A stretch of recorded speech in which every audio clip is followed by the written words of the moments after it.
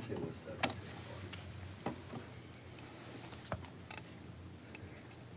17. Welcome to tonight's meeting, pre-meeting for May 13th, 2024. First, do we have any items for questions on the agenda? Councilor Oates, Councilor Hutt, Councilor Camelia, Councilor Iyer. I was asking about the lawyer, this item, why exactly we're getting a lawyer for aviation. Sure, if I could. Thank you, Counselor. So I made some inquiries to find aviation specialists that were available to assist the city in case City Council had aviation-specific questions for legal advice. It's something I wanted to make available to council if you needed to have specific legal advice on aviation issues. And next week's study session includes, I think, both health departments and a discussion with the county about the Rocky Mountain Metropolitan Airport. And we can certainly agendize an executive session if you had questions for legal advice from an aviation attorney. Will the lawyer be there at that meeting? The attorney is based out of Nashville and can appear remotely if needed next week as a way to minimize the costs involved, but also to have access to aviation expertise. Are we paying by the hour, or are we just paying the lump sum? Hourly, yeah. Okay. It's an hourly fee agreement. If City Council does not need aviation attorney advice, then there wouldn't be a cost. But I wanted to make sure that it was available if City Council had those questions, because under the charter, only City Council can retain attorneys. And I wanted to be proactive in terms of getting ahead of the May 20th study session to offer you this option. And on the May 20th study session, I want to know why we're having Adams County and Jefferson County Health Department come and what they're going to tell us that we didn't learn from the federal level. Yeah, I could speak to that, Counselor. So we actually had a request by Counselor Azadi to have Adams County Public Health Department come and talk to us. And so he had inquired of the council to, whether you wanted to do that. You all voted in support. And so we set that, we coordinated that, and then we said, well, if we're having Adams County, we probably ought to have Jefferson County. And so we set that up for May 20th with both of them coming to provide updates on the public health departments. But as an added bonus, when the council said, hey, we'd like to talk about RMMA in a study session, we were like, this is a great opportunity to talk about RMMA, but also have two subject matter experts, one from each county, that could provide any additional expertise on lead and hazardous materials, if you will, in our communities, their take on it. And so we then married the RMMA discussion up with those two public health department officials, and so kind of got the best of both worlds. But it started with an inquiry from Counselor Azadi to have the Adams County Public Health Department come speak to the council, which the council supported. So is there anyone coming out, other experts for RMMA besides the health department? Well, we have a Mr. Dr. Zoran. Did he? I don't get know back where in we're at, contact? but Okay. we've reached out to him from Colorado State, but we didn't invite CDPHE to come back, for example, because they've already been here, asked and answered questions. And so from an RMMA perspective, we've got two public health departments, the county manager, and this Dr. Zoran. So that's what we've got lined up for The Monday. EPA? EPA, no, have not Okay. made contact with them. Okay. How about an engineer that knows something about taking runways away and environmental issues with that? I think that's what the county manager and his team are prepared to talk about. He's bringing, his experts to address removal of the airport, or removal of the runway, and the expansion of the airport. Okay. Mayor, Councilor Demott? I'm just curious how we got this particular expert and why we invited him. I actually was inquired by Counselor Hott whether he would be willing to come speak, and I said, sure, if he could provide another perspective, and said, absolutely be happy to do that. So. But, I mean, so his, Counselor Zadi's ask was vetted through us. Was this vetted through us to bring this particular expert? So I had a community member ask, and so I emailed Manager Freetag because I was pretty sure he was the one that put things on the agenda, and said that if he wasn't the one that put things on the agenda, and if I needed to bring it to council, I could do that. So I wasn't sure exactly what the process was, and so I emailed asking about it. I'm just curious, the last time we had an expert come who had seemed like personal opinions that seemed to be conflict. So I'm just curious who this expert is, what their background is. He's from CU. He's He's actually the one that the CP, whatever they called, from the federal government. The study they were quoting was him in California. So it's him, he's at CSU We've now. heard from CDPHE, and this is somebody who has a different Yeah. opinion than CDPHE, so seems appropriate that we've got Both sides. balanced perspective. He was in the Denver Post article this weekend about it. He was quoted in the Denver. I've been in the Sorry. Denver Post, I wouldn't speak on it. I just don't understand why I'm trying to understand why this person was the subject matter expert that we invited. But aside from that, on the attorney piece, could we please pull that from the consent agenda, because I think the public needs to hear what you said. Not everybody listens to our pre-meetings. There could be misinterpretation about why we're retaining that legal counsel. I don't have any problem with us retaining it. I think it makes sense. But I also want the public to understand, considering some of the asks that we've have, that this is just to be able to answer council questions. Also, from yours and my talks, these people aren't a dime a dozen, and the ones that are here in the area are already representing people. True, yes. So aviation specialists are not easy to obtain.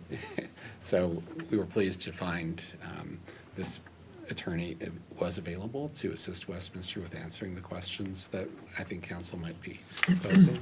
And she also presented last year at a national conference that I was in attendance, and so would recommend her as a resource if you're desirous of having an aviation attorney. I to ask appreciate questions. the forethought and being proactive, but I think it'll be a good opportunity for folks to know why we're doing it. So thank you for both things. Real quick on the health meeting.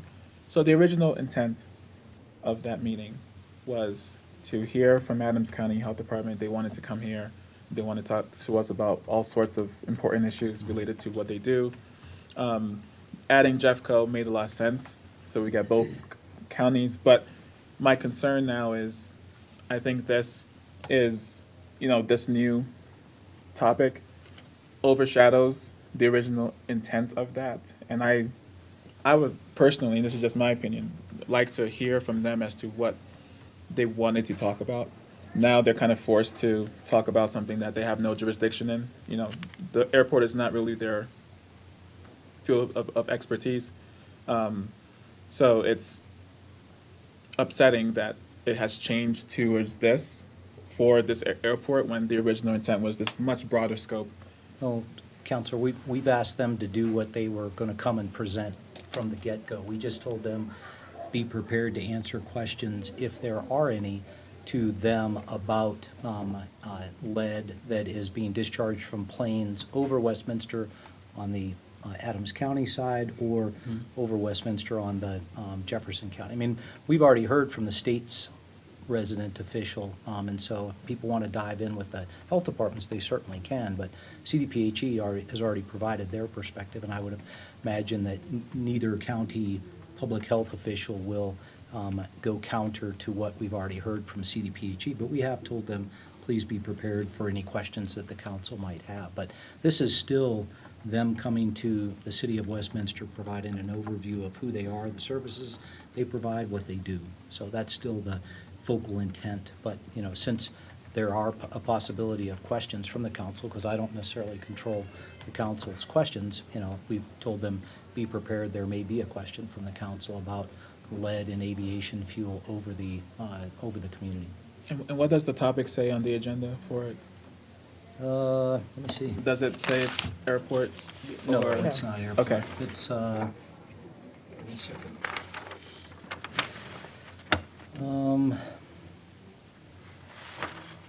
Presentation from Jefferson County Public Health, presentation from Adams County Health Department. Okay. That's it. The presentation's really not about the airport overall.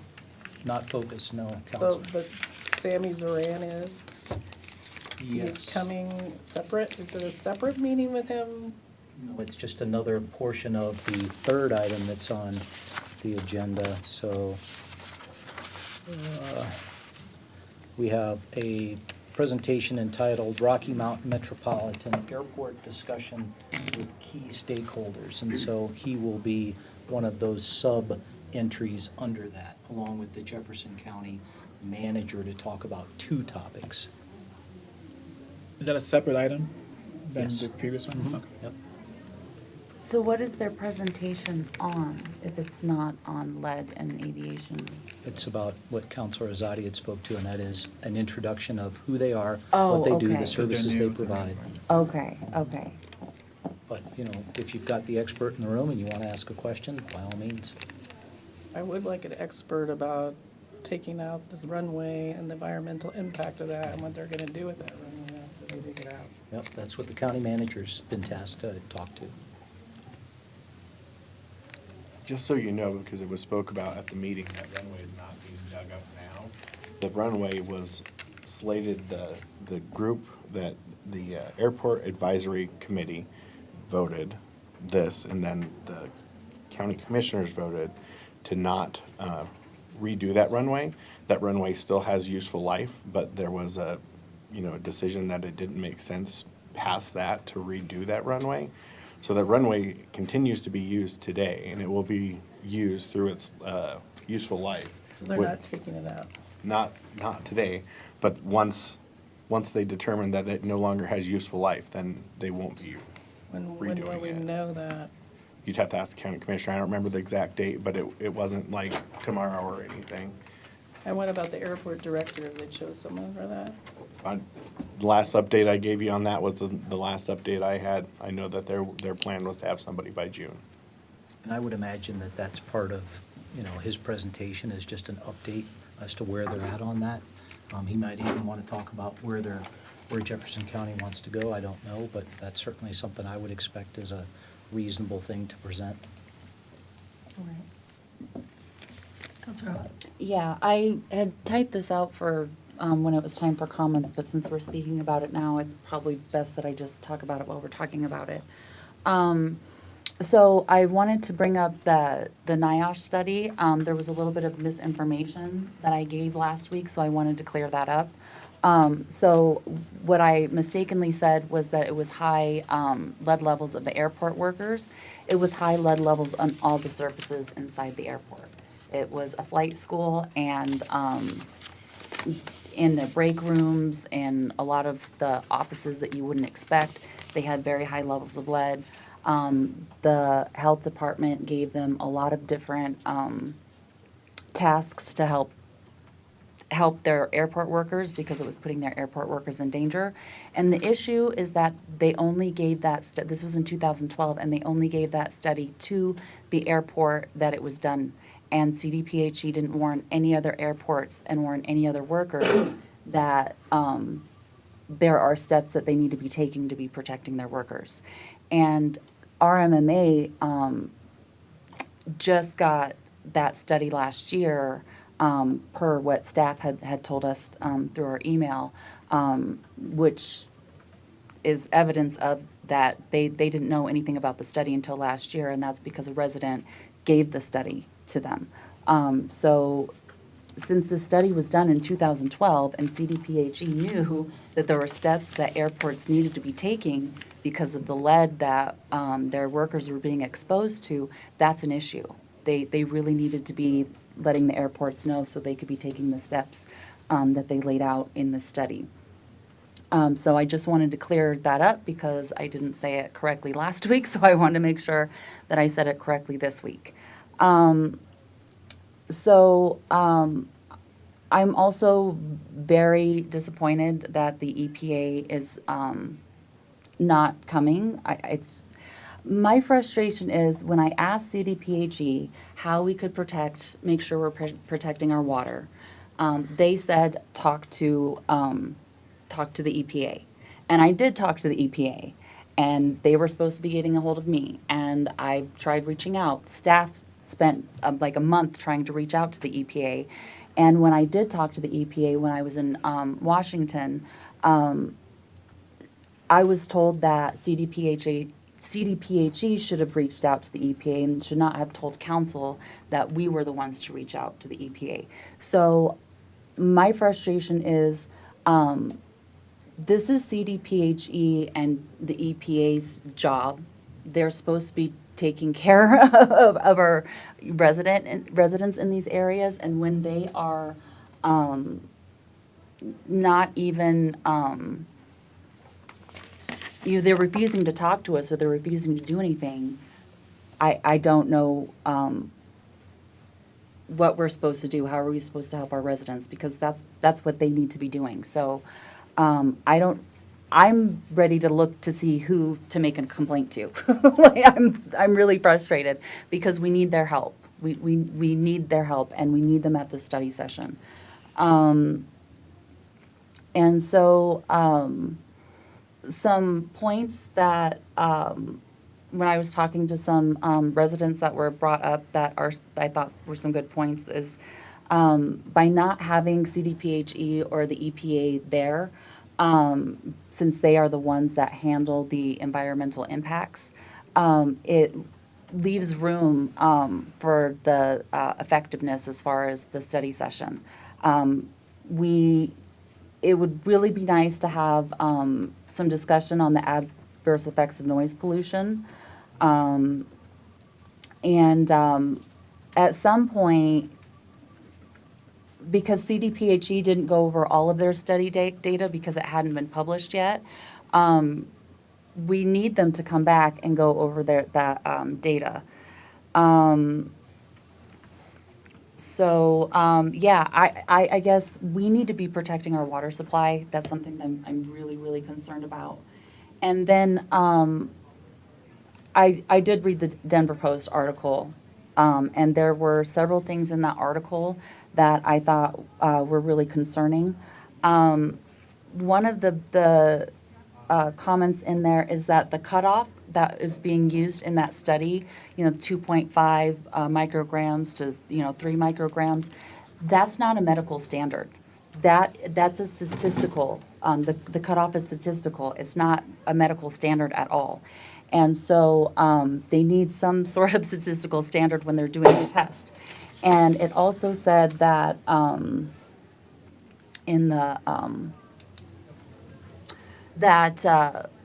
the reference level also isn't a measure of when the lead becomes damaging, because no amount of lead is safe for a developing brain. And the cutoff exists just to determine which kids have above average exposure. So the public health can focus on those at the highest risk, and children who have 3 micrograms per deciliter in their blood score about 1 point lower on intelligence tests on average than those who have 2 micrograms. And kids who continue to have lead exposure over a prolonged period, that the damage adds up to the point that they have worse scores on college entrance tests and tend to earn less in adulthood. So I don't think it's okay to say, well, if it's under 2.5, then they're fine, because it's clearly it's not a medical standard, and no amount is fine. So those were the things that I had written down, because I think those are really important. But again, we really need help with CDPHE and the EPA if we're going to be protecting our water supply, and we're going to be doing the testing that we need to be doing for the soil. Even if we're not going to be tearing up a runway, they are talking about expanding. And expanding means digging up dirt by the airport that probably has a lot of lead in it. Again, I really want to question why CDPHE, when they knew in 2012 the risks that the airport workers were under, didn't let any other. That I think that's an issue. So my concern with the counties is that they don't have the jurisdiction to do what the EPA and CDPHE can do. And they don't have to like us. That's not their job. Their job is to protect us. And they need to be doing their job. And they need to be communicating with us, and they need to be coming to these study sessions when we invite them. Because I just don't think the county can, they don't have the jurisdiction to do what CDPHE and EPA can do, so, Yeah, did he say no when we invited him, the CDPHE guy? He just said no? We didn't invite CDPHE to this one because we just had them come and speak to us back in February. So we didn't ask them to come back and speak. I thought you had said that, someone said that. I had thought that we had for this one. Not for this one. But no. we were trying to get a hold of the E EPA. For Rocky Flats, that's one of the notes I just got from my staff, is we've got EPA confirmed for Rocky Flats for July 15th. Okay, well, we need their help with the lead as well, since they're the ones that, I didn't like when I asked about protecting our water supply, and they for CDPHE talked about what we would do if lead got into our water supply. The issue is we don't want lead to end up in our water supply at all. And that's where their jurisdiction is. And so if they can talk to us on the 20th, I think it would be really helpful, because they're able, they have jurisdiction over health in an area that the counties don't. Yeah, and I think that, the chances of us getting EPA on May 20th and July 15th to come talk to Westminster are probably slim. So since we've got them locked in for July 15th, I think that gives us the opportunity to ask both sets of questions, both anything associated with RMMA and with Rocky Flats. And we can just, now they've got 2 months to prepare for that versus Okay. a week. I misunderstood. And your person for getting CDPHE to do whatever you want them to do is Representative Byrd. CDPHE answers to the state legislature, and that's the way we got them here. Okay. It is 6:53, and we haven't had council reports, so Councilor Zadi, I'm good. I assume that was yours. That was part of it. I just thought I would talk about it at that point. So I will not talk about the town hall. It was really good. In email, Andrew, who was on the Who's Cat, he had a suggestion to form a Who's Advisory Board that actually creates a year-over-year strategic plan for the area, and I thought that was a really good idea, so I wanted to bring that up. And then somebody has emailed us a couple times about a community cats ordinance. He is a trap, neuter, and return advocate for feral cats, and the cities of North Glen, Thornton, and Federal Heights and Brighton have all passed community cat-friendly ordinances. And so I would like to look into that and see if that might be something that we can do, because if community cats are unowned cats and most often are feral, it's a good idea if they can be caught and fixed, because then it helps with the feral cat population. And yeah, those were the other things that I wanted to bring up. Councilor Carmelia, No update. Councilor Ireland, Update. Councilor Demott. Inclusivity Board met on Wednesday. We discussed the strategic plan work that we've done. I told them there were some tweaks, but staff provided them the draft that we worked off of and let them know that that wasn't, there were some tweaks, but I thought it was important to let them know because there were some of their asks that were in there. They still would like to look at ways that we could come up with volunteer programs to help seniors, and so that was pretty much the gist. So I think that they'll continue to work on that, but that would seem to be a focus area they want to try to address this year. Councilor Mayor Pro Tem. So many things. I'll keep it short. Doing work with the Front Range Passenger Rail Board. although it's a difficult process. With Dr. Card tomorrow, so I'll report in next Monday on that. And the town hall, I just want to thank staff for, it's a huge staff contingent, and I really enjoyed the interactiveness of it, so thank you for that. I did like the idea of a longer term involvement with the Who's Cat for Westminster Hills Open Space, because it's just a pretty large implementation process. And so, and in order to foster volunteerism and just continued engagement and education and getting everybody engaged, I think that would be a wise idea, to just keep people involved and kind of having a sort of community navigators helping us implement those changes, and also, you know, continuing to have buy-in on that. I'm a cat lover, so I'm into the community cats ordinance as well, so I had questions. I'll just ask them during the meeting. We had the last Who's Cat meeting last week. It went 1.5 meetings. It probably needed that meeting this week, but we didn't do it. So we had people that had to leave at 8 o'clock. Open space in Adams County, we had a breakfast last week, and your Parks and Rec people brought home around $997,000 plus for us to use. I had a Rocky Flat Stewardship Council meeting that lasted over 2 hours. Youth Advisory Panel, we had the last one for this school year. The Northwest MCC meeting was this past week, and we wrapped up with all of the stuff that had happened down at the state legislature. Town hall was a great evening. I had an RTD breakfast with 2 of the RTD directors and talked about long-term, what's going to be happening, and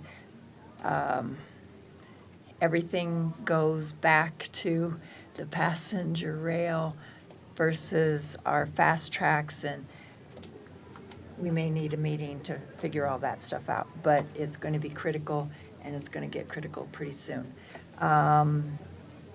Mesa Elementary asked me to come over and talk for a while about what it was being a mayor.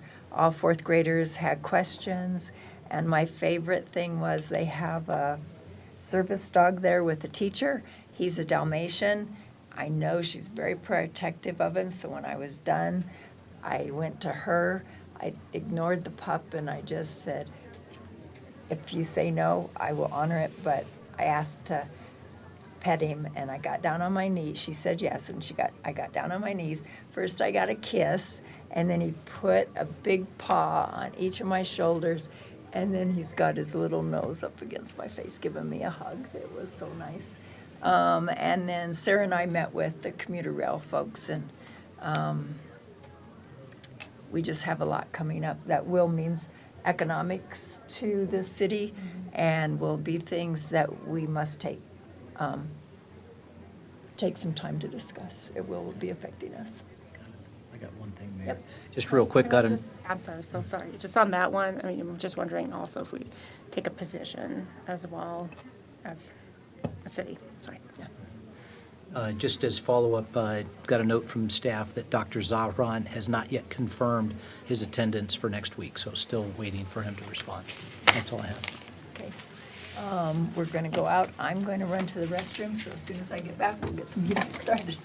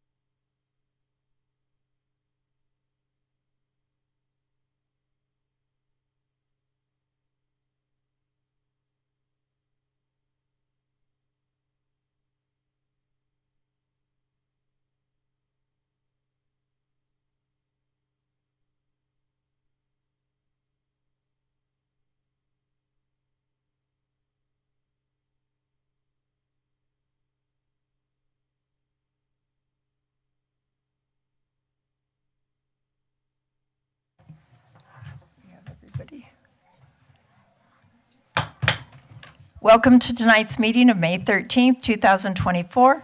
Please stand and join me in the Pledge of Allegiance. I pledge allegiance to the flag of the United States of America and to the republic for which it stands, one nation, under God, indivisible, with liberty and justice for all. Roll call, please. Counselor Carmelia. Present. Counselor Demott. Present. Counselor Azadi. Here. Counselor Hott. Present. Mayor McNally. Here. Mayor Pro Tem Nermella. Here. And Counselor Ireland. Here. That brings us to the minutes of May 8th. Counselor Demott. Thank you, Mayor. I move to approve the minutes of April 8th, 2024 as presented. Mayor Pro Tem. Second. It's been moved and seconded to approve the minutes of April 8th, 2024. Is there anyone that has any changes or questions? All those in favor say aye. Aye. Opposed? Motion carries. That brings us to, just a second.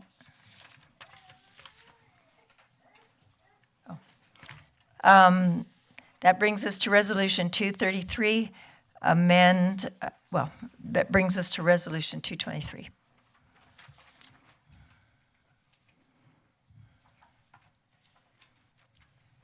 Mayor Pro Tem? I move to adopt resolution number 233, authorizing the executive director to execute an amended and restated lease in substantially the same form as attached with GMRI Inc., DBA Olive Garden, number 1417, located at 5551 West 88th Avenue in downtown Westminster. Councilor Demott? Second. It's been moved and seconded to adopt resolution number 233. Is there any further discussion? Roll call, please. Board Member Carmelia. Yes. Board Member Demott. Yes. Board Member Azadi. Yes. Board Member Hott. Yes. Chair McNally. Yes. Vice Chair Nermella. Yes. And Board Member Ireland. Yes. The motion passes on a 7-0 vote. It is 7:06, and I adjourn the WIDA board meeting, and incorporating the roll call from the last meeting. Do we have consideration of minutes for May 6th? Councilor Demott. Thank you, Mayor. I move to approve the minutes of the May 6th, 2024 meeting as presented. Mayor Pro Tem. Second. It's been moved and seconded to approve minutes of May 6th, 2024. Is there any further discussion? All those in favor say aye. Aye. Opposed? Motion carries. That brings us to presentation of service awards. And we're going a little bit out of sync. I am going to go up first, and then Councilor Demott will come down.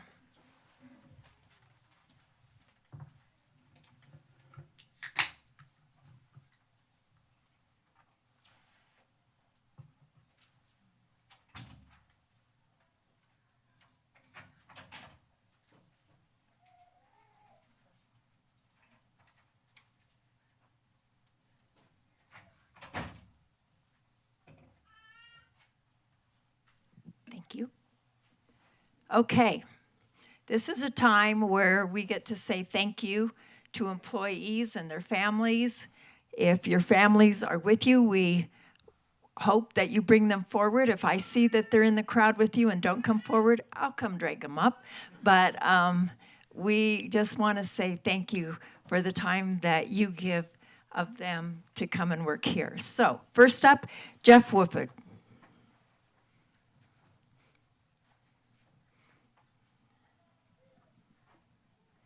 You look so handsome tonight. Great, how are you? Good. Come up, introduce who you have with you. Hey, good evening. My name is Jeff Wofford. I'm a fire lieutenant. I've been with the city of Westminster for 25 years. Tonight I have my son Vincent with me. He's a 8th grader at the Academy Charter School. We are running a little bit out of sync based on a request. We have a split family tonight. We're supposed to head from here to a school musical that just popped up, because this is where we're all supposed to be. But we're going to try to accomplish everything we can tonight. So thank you for accommodating. We will be hurried here, but still, represent you and say thank you to you. So here's your 25-year pin. Here is your certificate. You'll get the best last. Jeff Wolford was hired as a Westminster firefighter on March 1st, 1999. He was promoted to paramedic in 2004 and to fire lieutenant in 2015, a position he currently holds. And being promoted to lieutenant, Jeff has served as a field training officer, a cadre officer at the North Area Fire Academy in 2016, and was also lead instructor in 2021 North Area Heavy Rescue Academy. Jeff is assigned to Fire Station 2 as a lieutenant on Truck 2 and oversees the daily operations and safety of a 10-person crew and his C-shift team coordinator for the technical rescue team.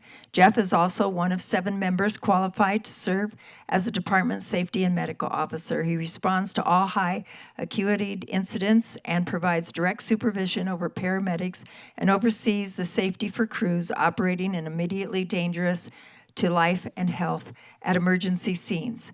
Jeff is also a rescue specialist on FEMA's urban search and rescue team known as Colorado Task Force 1, which is an elite group of men and women who respond to natural and man-made disasters within the United States, Puerto Rico, and Mexico. Throughout Jeff's career, he has delivered 4 babies, received life-saving achievement awards in 2010 and 21, and received a letter of commendation for his superior performance for his actions during Alcott Street structure fire in 2011. Jeff was an active member of the Honor Guard, functioned as an engineer boss in the Wildland team, and served as a public information officer for the fire department. In 2013, Jeff was one of the 6 paramedics from Colorado called in during the Larimer floods. He and his partner were assigned to a helicopter crew, and they rescued 160 residents from Pinewood Springs. Wow.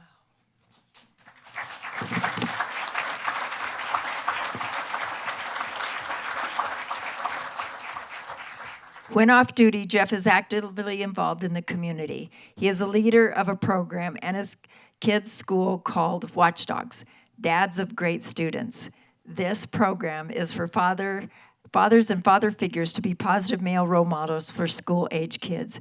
Jeff also enjoys visiting beach destinations with his wife, Carly, and their 2 children, Vincent and Brianna. We can't thank you enough.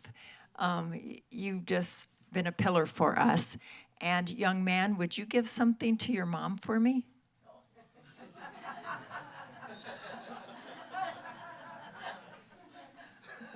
You can wrestle him in the car. I always give the $2,500, usually to the spouse that is here, but she isn't, so maybe we can have it special delivered just to her. Thank you. Now get off to your, first we got to take a quick picture.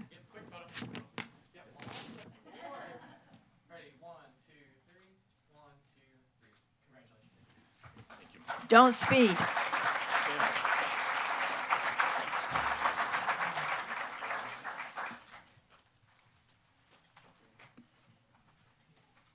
If any officer tries to stop you, tell him you're in a hurry to get to another kids program.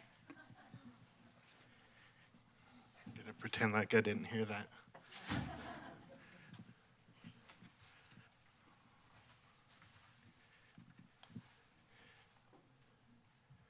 Can I get Guy Panu to join me up front, please, and any guests he has?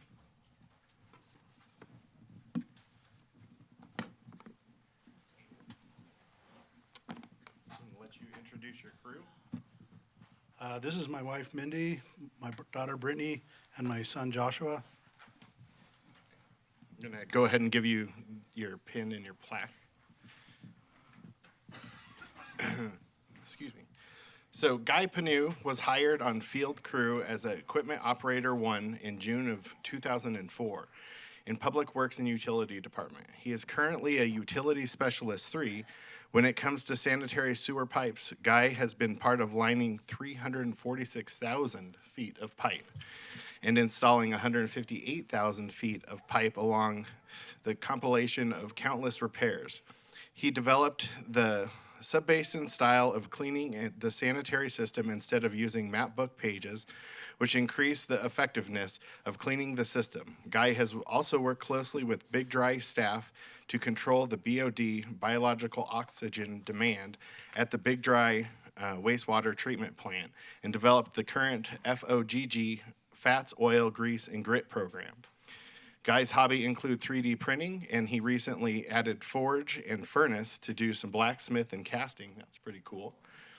He also is a student at Metro State University working on a bachelor's degree in computer information systems.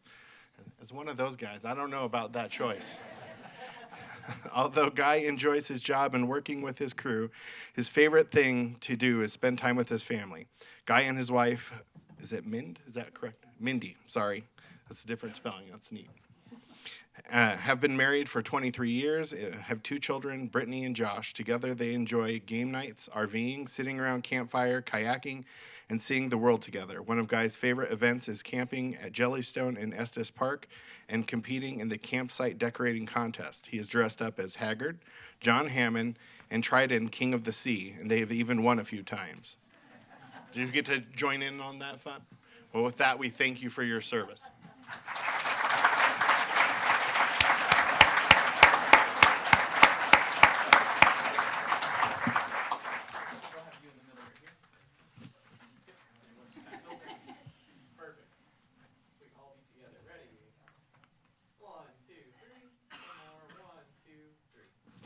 Thank you so much.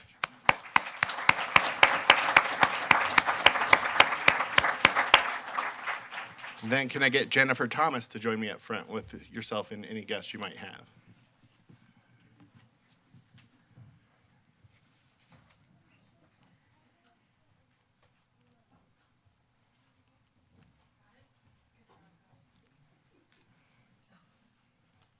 Oh.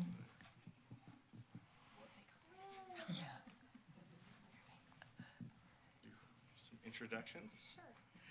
This is my husband Doug, daughter Lindsay, and my grandkids Eva, Emery, and Eslin. Excellent. Who would like to hold the plaque? She's gonna hold it. You're going to hold that? I'll give that to your mom. All right. Good job. Jennifer Thomas was hired in April 2004 as an accounting payroll technician as part of the 2A to support the hiring of additional public safety staff. In 2020, she moved into payroll specialist role, and in 2023 was promoted to payroll supervisor. During her 20 years of employment, she has processed approximately 100,000 timesheets, 850,000 payments to employees. So I'm sure you all want to clap for her then, because that's and 34,000 W-2s. She has worked hard to build relationships and trust with staff throughout the organization. She has collaborated on many projects to ensure that changes as they relate to our employees and payroll work as they should. Jennifer has been married to her husband Doug for 25 years and spends much of her time away from work, doting on her 3 grandkids, Eva, Emery, and Aslan. Jennifer and her family love a good road trip, and they look forward to traveling almost anywhere, but do prefer warmer climates. She has even started sharing the travel bug with her adorable grandbabies. So we thank you for your service.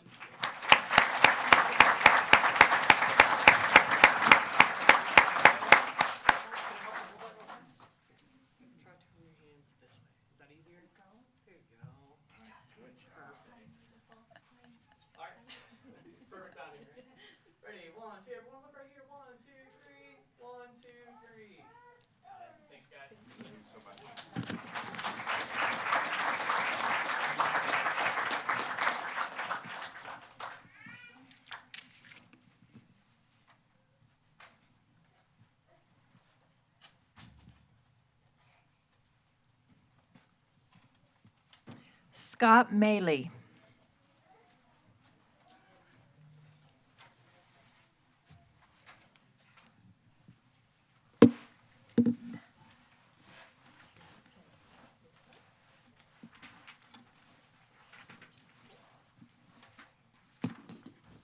would you like to introduce us? Sure. Yeah, this is my wife, Paula Maley. She's also worked city government her whole life post-college. So Phil, she's a director of economic development up in Firestone. So feel free to recruit her. I'm always looking forward to her making more money than me, so. Thank you. Sorry.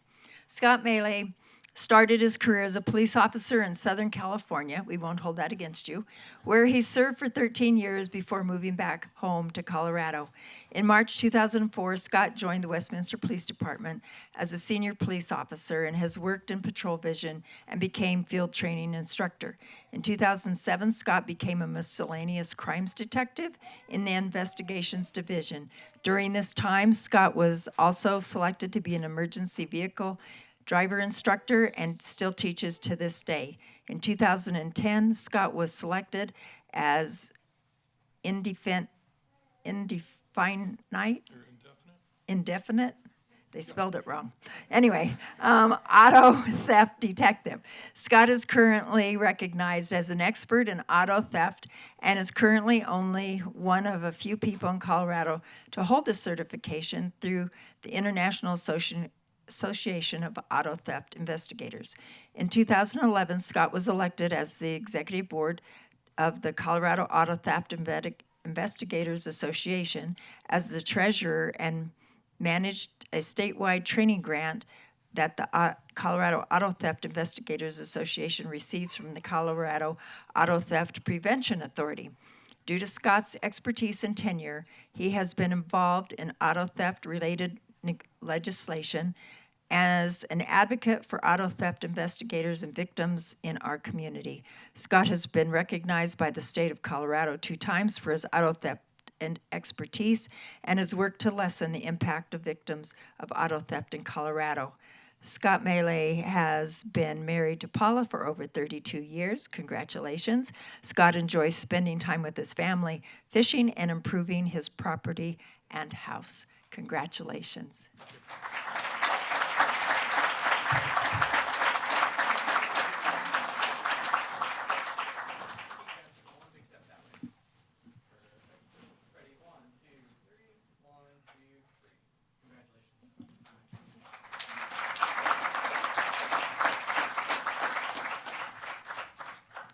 Brock Hufford. You're alone? We're double booked. Oh, everybody's double booked tonight. Where's she at? She's made varsity at Horizon Palms for Palms, so they're doing parent meeting tonight. Oh. I ditched out on that. Lucky me. Lucky you. Here's your 25. Thank you. I didn't tell her about the check. Maybe I should visit the house. Here's your certificate, and we'll save the best last.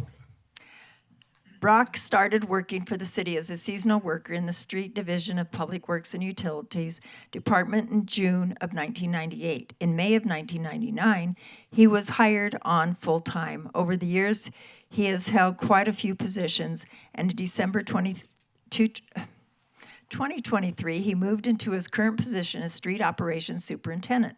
Brock values all the great relationships he has made with his coworkers. His team is responsible for snow removal. Yes, which one do you drive? I don't. I supervise. Oh, you don't drive, you supervise. Used to, once upon a time. I love them naming the little dudes. I think they're cute. And they make sure the city roadways, pavement markings, and signage are in good condition. Your roads are the best in the West. Brock takes great pride in seeing that the motoring public can navigate safely within the city. Let's face it, they know when they're in Westminster. Brock has been married to his wife for 20 years, and they have a wonderful 14-year-old daughter. Thanks to the daughter, he spends a fair amount of time being a dance dad, driving from here and there to many dance activities. Together, they all enjoy boating in the summertime and try to make it to Disney World or Disneyland many times during the year. That's heaven. My wife's heaven. Well, this $2,500 check hopefully will get you there. I was told it's buying season passes.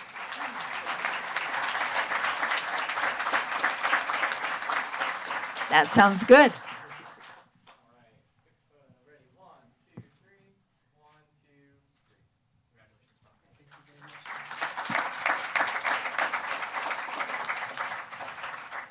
I will try not to cry on this one. I've known this young lady for quite some time. Deb Larson.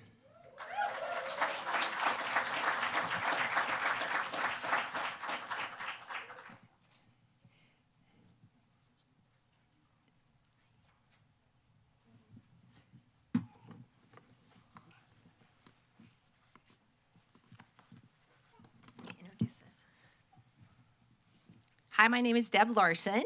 This is my daughter, Stephanie, and her husband, Joseph, and daughter, Rachel, and grandson, Arden. Hi, Bubba. Hi. Do you want this? Here's your, Thank you. here's your certificate. Deb serves in the City Parks and Recreation and Libraries Department as a recreation supervisor too, overseeing the operation of the MAC and the Swim and Fitness Center. During her 40-year career, Deb has supervised 5 recreation centers, aquatics operations, recreational programming, and worked for a stint in park operations. I didn't know that. Oh, what did you do? Oh.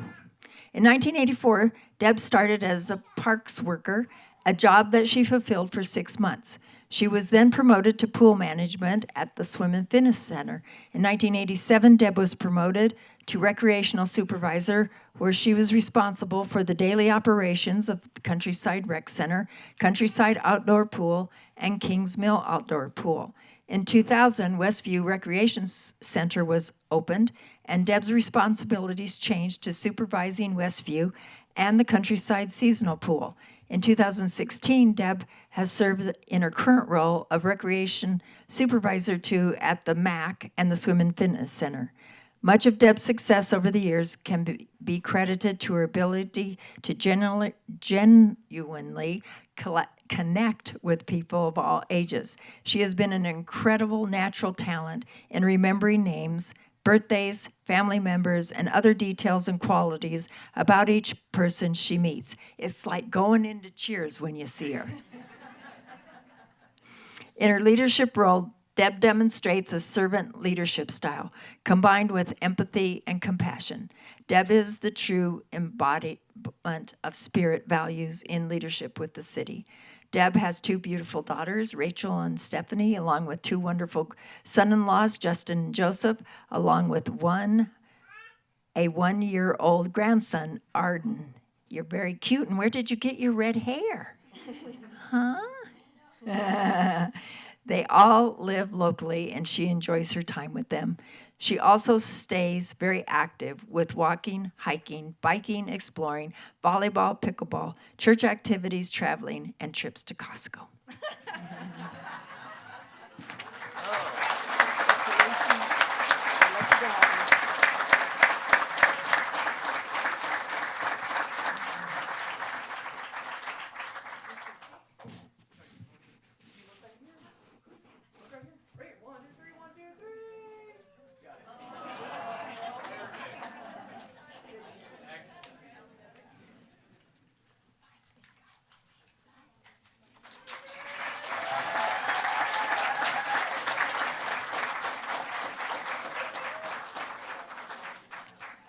Another 40-year, can you believe it? Chris Williams.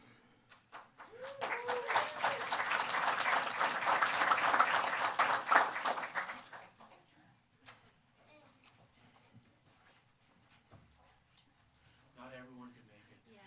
Oh. Well, let me give you this and you Okay. introduce. All right, this is my wife Angie. She is also a city employee. This is my granddaughter Aurora. My daughter Jessica. I don't think this is on. Yeah, just have to put it here. This is our grandson Gregory, our son Josh. Is that Ethan? Ethan's standing up over there. Grandson Ethan, grandson CJ, Jessica's husband Chris. Here's your pin. Thank you. I'll take that. I'll trade you. There's your 40 years. Wow. 40 years is a long time. It was a flash? Well, they say if you enjoy what you're doing, it's blink of an eye. Very true. Chris started his career at the city working as a seasonal laborer for Parks, Rec, and Libraries Department Division, and in 1984 was hired as a messenger. A few years ago, he made a dramatic career change and moved into the information technology area and is currently a software engineer too with the Information Technology Department. He supports the applications and databases for the fire department, the police department, and the city's enterprise geographic information system, GIS, used by all the city departments and public. You help people find their place. That's overstating. Chris has been married 38 years to Angie. Angie, I had not put the two of you together. And so here we are. Who is the executive assistant for the Parks, Rec, and Libraries Department? Was that why you started over there? I started 15 years before her. Oh, all right. Okay. I just thought I'd ask if there is a romantic story there. Together, they have 3 children. Their son, Josh, and his longtime girlfriend, Jackie, their daughter, Jessica, and her husband, Chris, and their daughter, Brianna, and her husband, Tim. When not at work, Chris enjoys spending time with his family, listening to music, reading, golfing, biking, hiking, cooking, and taking vacations. Chris is always in search of the perfect cup of coffee. Chris and Angie are both very busy keeping up with activities of 6 grandchildren: CJ, Ethan, Wolfgang, Aurora, Stelios, and Gregory. Congratulations. I don't know why I never put you two together. Some of the crew on this side over here. Maybe 3 or 4 of you. Yep. Okay. Yeah, you found a spot. Great. There we go. Put them all together. Just make sure you can see me. Can I actually get you to step back on the riser so we can match? Perfect. Here we go. Great. Right. Right here? Oh yeah, right here. Ready? 1, 2, 3. Everyone, 1, 2, 3. Perfect. Congratulations.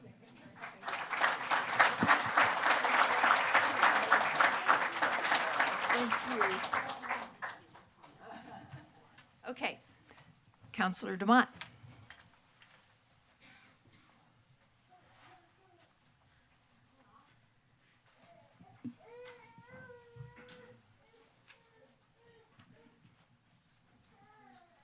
There's someone here to accept the proclamation for Older Americans Month. Can you join me up front, please?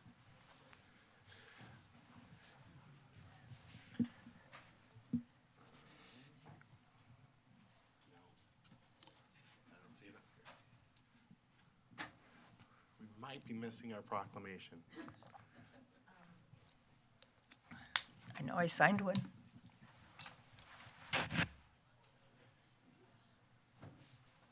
Well, we'll start talking. I'm sure it's probably in here, so I can read it from here. And we'll make sure we get it to you. Well, first, if you introduce yourself. Good evening. I'm Karen Strand from Seniors Resource Center. So I am honored to be able to do this. So before I was on council, I was actually on the board of directors for the Senior Resource Center. And so they're a great organization that help older Americans make sure that they can age in place and live with dignity and be able to kind of live out their years the way they want, which I think is great. And so this came about initially in 1963. President John F. Kennedy and members of the National Council of Senior Citizens met to address growing concerns of America's 17 million individuals at age 65 or older. And then 2 years later, President Johnson actually formally passed the Act of Older Americans Act in 1965. And so it basically establishes the Administration on Agency, the first federal agency designed to address the struggles of older Americans, introduced nutrition programs, transportation assistance, federally funded adult daycare, legal assistance, and other services for seniors, and paved the way for to passing Medicare programs to offer health care to seniors. And so I know that our inclusivity board actually met with the CEO of SRC, Chris Lynn, who I got to serve on the board with actually before he was the CEO, Great person, and he, has been working with our inclusivity to figure out how we as a city can try to address the needs of our older Americans. So I think it's a great thing, and I'm glad that you could join me here today. And so I'm going to go ahead and read the proclamation. Whereas Westminster includes a growing number of older Americans who contribute their time, wisdom, and experience to our community. And whereas communities benefit when all people of all ages, abilities, and backgrounds have opportunity to participate and live independently. And whereas Westminster recognizes the need to create community that offers services and supports older adults may need to make choices about how they age. And whereas we can work to build an even better community for our older residents by not limiting our thinking about aging, exploring our combating stereotypes, emphasizing the many positive aspects of aging, and inspiring older adults to push past traditional boundaries in embracing our community's diversity.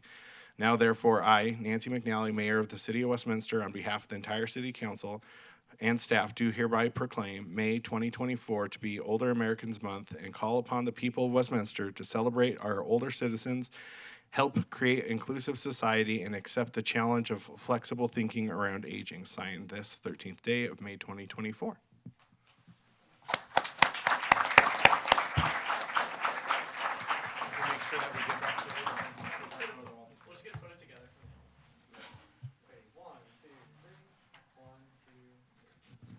Thank you for the work that you did.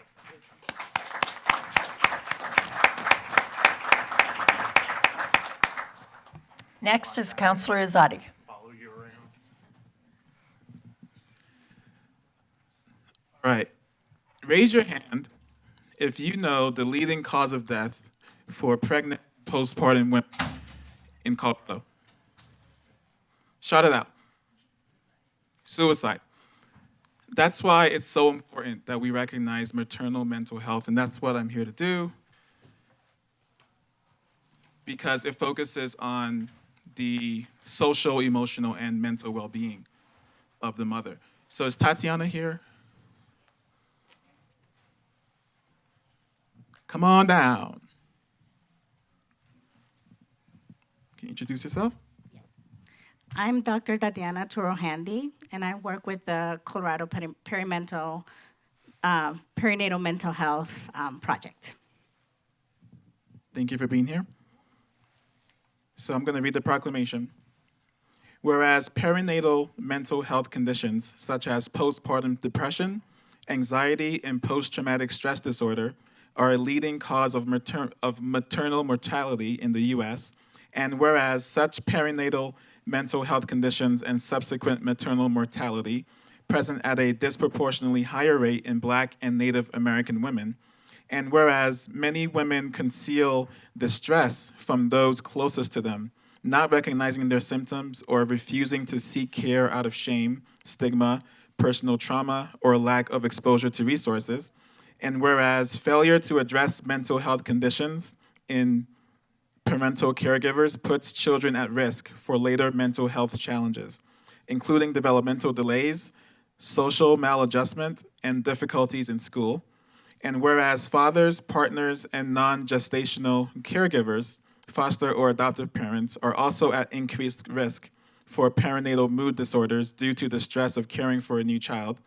And whereas Westminster City Council acknowledges the need to reduce cultural and linguistical barriers and create protective factors for those impacted by perinatal mental health conditions.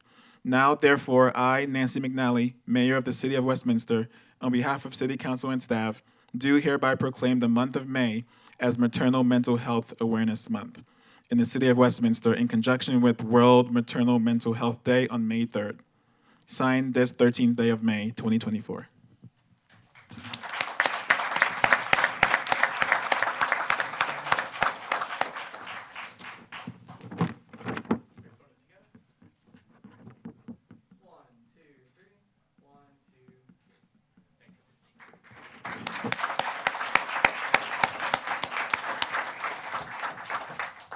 For those that have been honored and families here with them, if you would love to leave now, now's the time, unless you want to stay for public comment, which will probably go over an hour.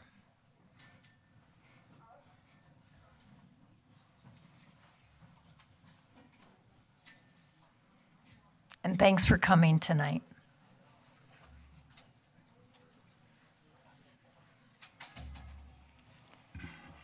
The public comment portion of the meeting is an opportunity for the public to communicate with the City Council.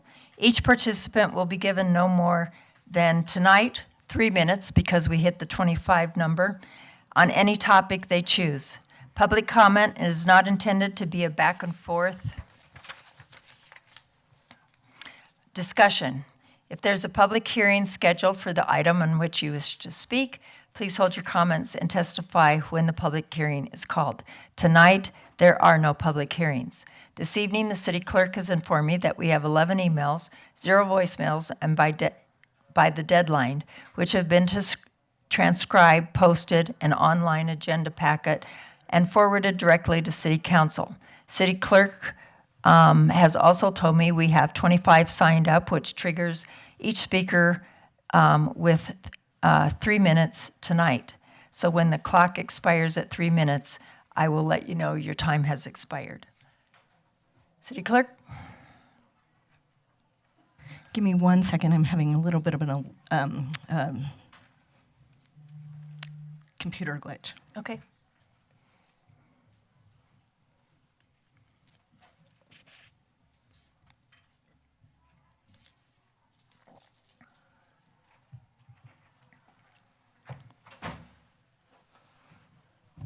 Okay, the first speaker is Ryan Powell.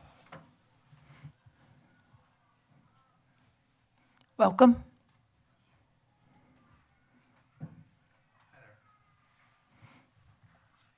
I wanted to come here today to speak about the Westminster Hills Open Space Dog Park and to try to convey how special in its current form it is and how impactful it has been to my family. My son was diagnosed with being on the autism spectrum a while ago, and we've had a lot of challenges relating to that, and the Open Space Dog Park has been a sanctuary for us. He loves dogs and volunteered at the Dumb Friends League for a while, but he had to stop because he loved every dog too much. He hated to see them go.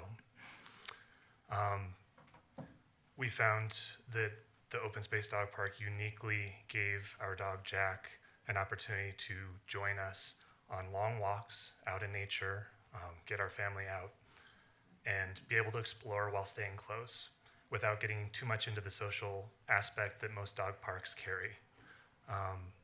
The reason why that is problematic for him is not because he's an aggressive dog, but anytime there's more aggressive play, he tends to want to jump in as a referee, and that creates a lot of anxiety to stay at a dog park for very long. We get to go on a walk, just our family, and enjoy the dog park. I'm not really excited to be here today to share this, but my wife and my son, Riordan, were killed in December by a drunk driver when she was picking him up from school.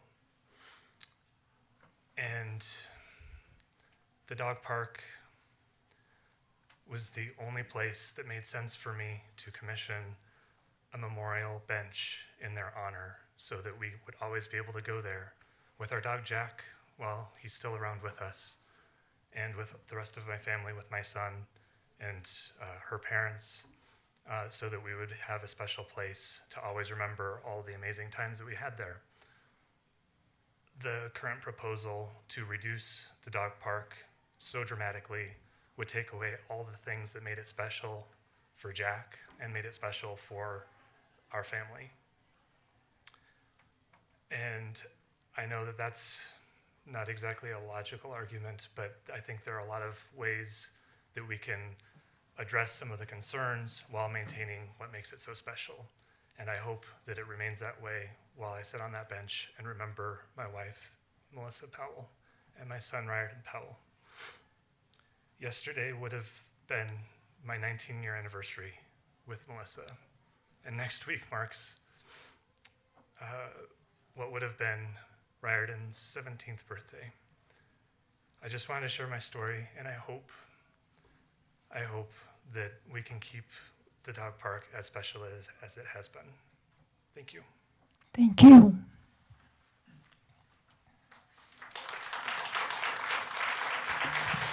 The next speaker is Bruce Baker.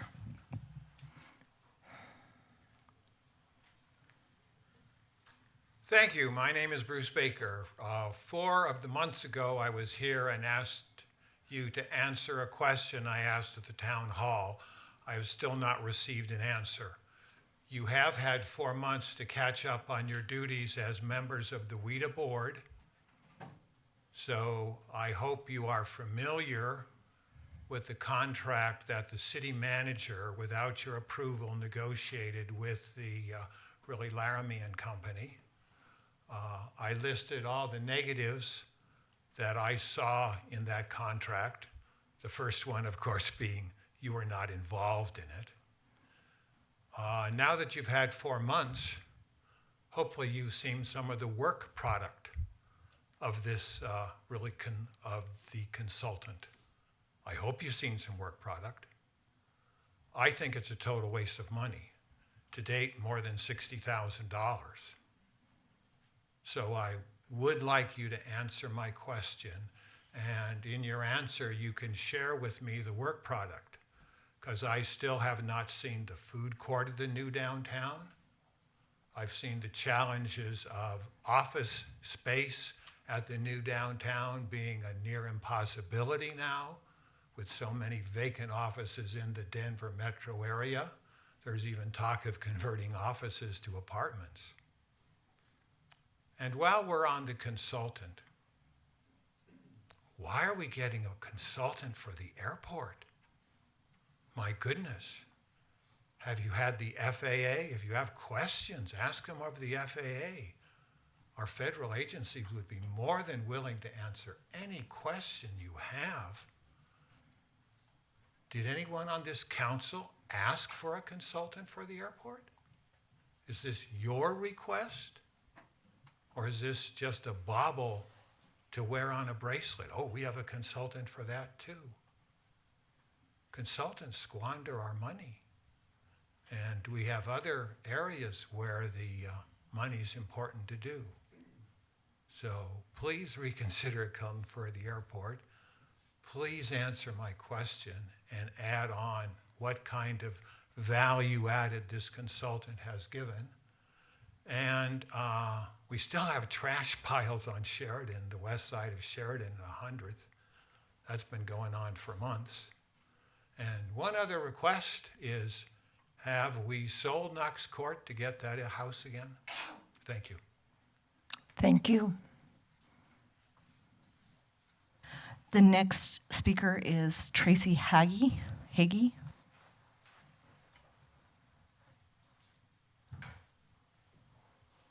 Welcome.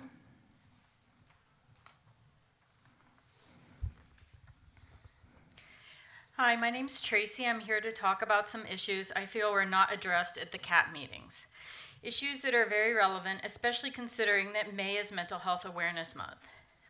As you have heard from many residents over the past several council meetings, the off-leash dog park offers many benefits to people that use it that pertain to physical health, mental well-being, and a sense of community. My first introduction to the city of Westminster was in 1998 when I started working at a local psychiatric and residential treatment facility for adolescents and children. I moved to the city of Westminster in 1999. Since we do not have kids, we shop for dog parks and not school districts, and eventually bought our house next to the Westminster Hills Off-Leash Dog Park in 2003. By trade, I am a licensed professional counselor and a certified addiction specialist whose specialty area is trauma. One of the roles I have in my current job is to lead and participate on trauma response teams, such as the teams that responded after the King Soopers shooting and the Marshall Fire. In addition, I respond to crises in the schools, such as student death and teachers' deaths. As I am sure you're aware, we are in the midst of a mental health crisis. You have heard from others on how this dog park has helped their mental health and wellness. The same is true for me. On the days I get home and I have no energy to do anything, I walk to the end of my street and I'm in the dog park. I get to see dogs playing with each other. It is their happy place, which in turns become my happy place. Oxytocin is released in my brain and I start to feel better. I have often referred to this dog park as the happiest place on earth or a Disneyland for dogs. As I walk the trails, I have space to clear my head from what has transpired during my day. I run into people and dogs I know, or sometimes just receive a smile or hi from a stranger. This begins to lift my mood after a tough day. If I choose to stop and talk with people, there's the option, or I can continue walking a path where I have time and space to myself. There are so many options out here depending on what I need. This is a safe place for me to walk alone with my dog since I can see what is approaching at a distance from all directions. This visibility, along with the beauty of nature, allows my body to shift out of the fight or flight response, and I get to spend some time in a restorative healing state. My body, mind, and neurological system are able to relax and decompress. Many therapists have their own therapists, and the dog park is mine. It allows me the ability to process and release all the secondary trauma that comes my way so I can continue to serve the youth and people in this community. I honestly do not know how I will be able to manage my stress and my mental health if this dog park is taken away. The dog park plays a large role in how I've been able to continue in this mental health field for over 25 years.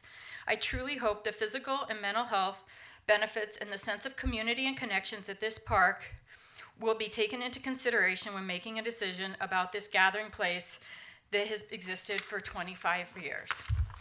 Thank you.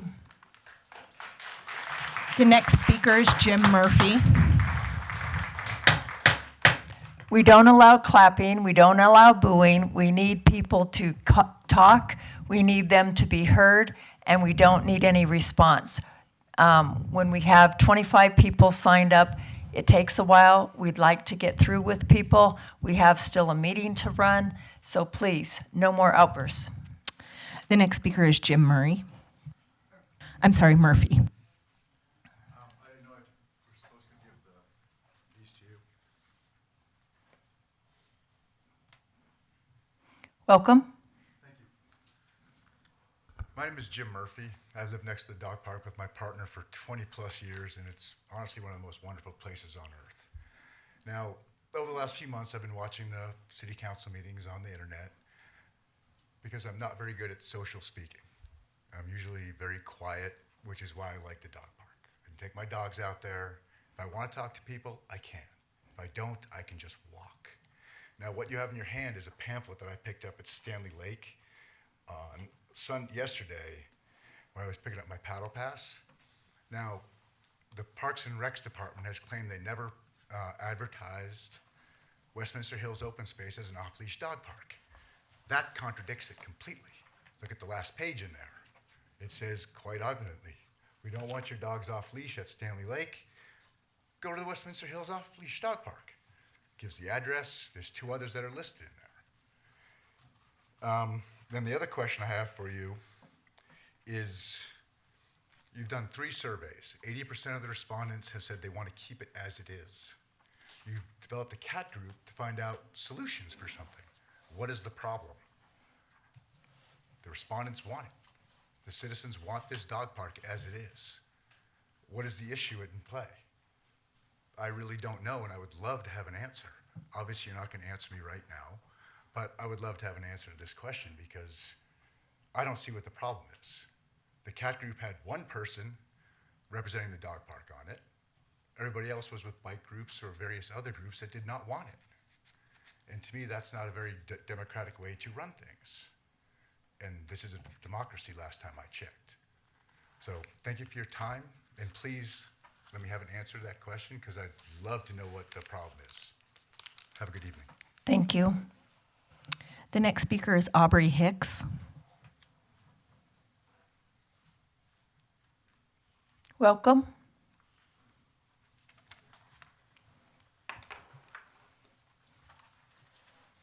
Hello, counselors. I'm Aubrey Hicks from the Westy Hills Dog Park. Thank you for your ongoing attention to this matter and your fairness in considering all solutions and information presented.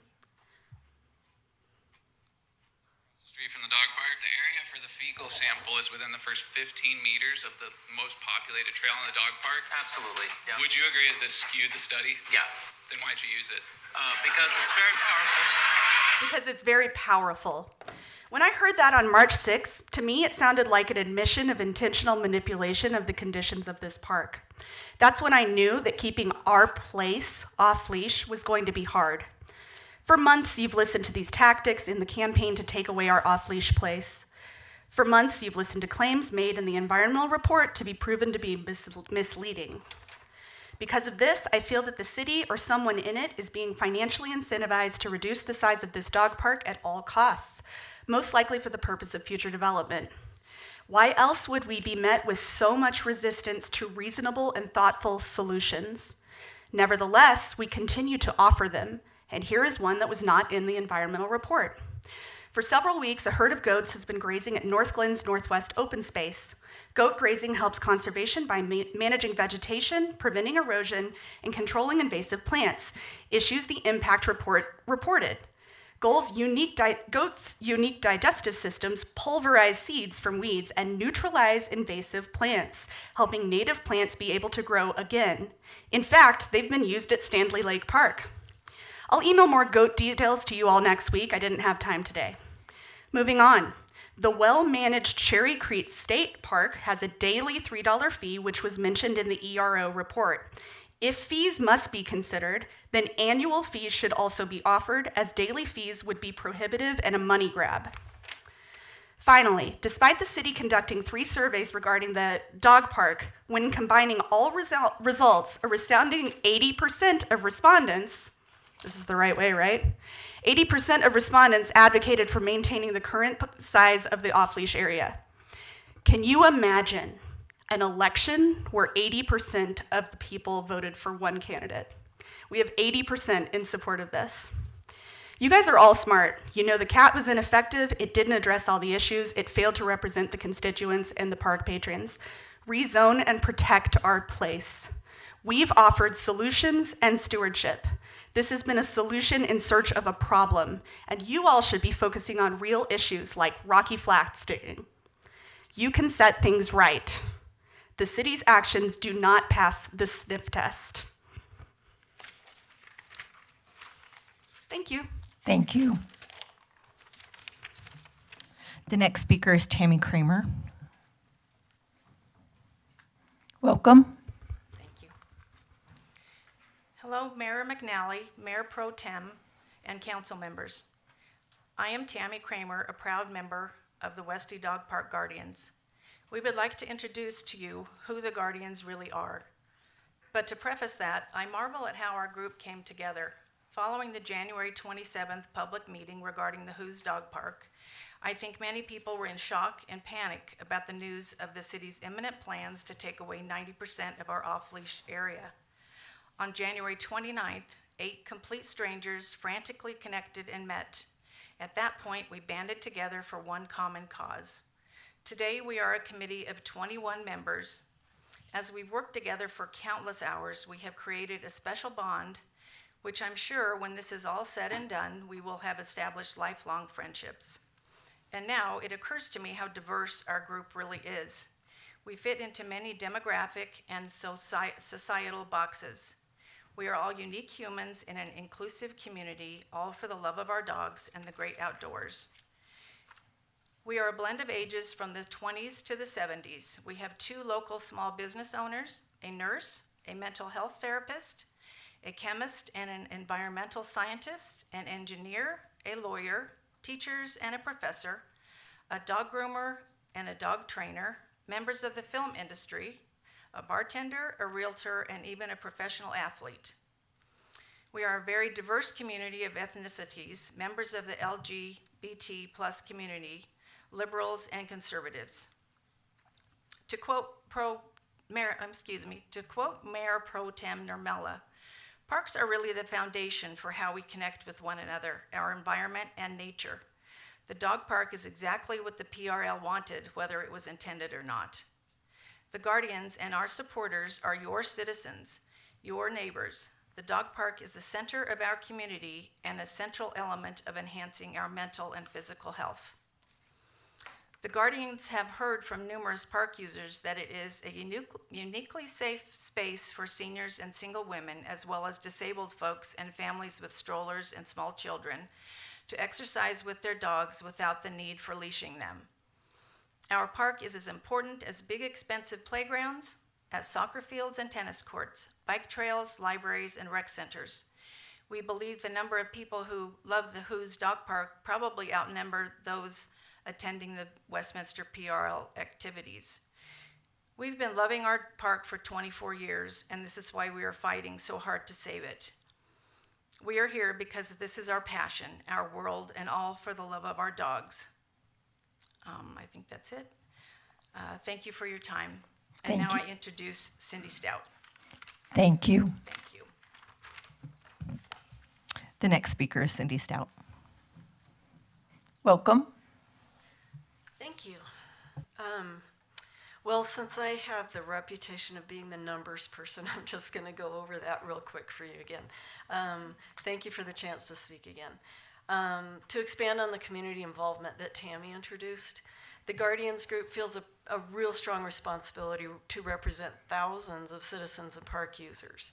Our numbers include over 7,700 signatures on the change.org petition and a mailing list of over 370 supporters relying on us for regular updates about our beloved dog park, as no updates have come from the city. The Guardians estimate we've put in close to 2,000 volunteer hours on this project. Much of this has been research done to educate the public and city leaders, but we've also organized 2 cleanup days, met with counselors, put together the Guardians Research and Recommendations Proposal, which you will get the final next week. We call it the GER. Oops, I lost my spot. Hold on. And manned information tables to educate park goers, hassled visitors to pick up after their dogs, and attended CAT meetings, but also made many new friends along the way, both 2-legged and 4-legged. This community that calls the dog park home has participated in 3 surveys. I already had 2 people tonight talk about that, so I'm not going to repeat that. But that 80% number also showed a lot of passionate support for a willingness to jump in, get their hands dirty with ongoing volunteer efforts at the park. We truly do want to collaborate with the city to address the environmental and overcrowding concerns, but all while allowing the dog park fans to retain this large, unique space that our community relies upon. And now to review some environmental concerns that were detailed at the last council meeting, I'd like to introduce you to our environmental engineer, Laura Konopkin. Thank you. Thank you.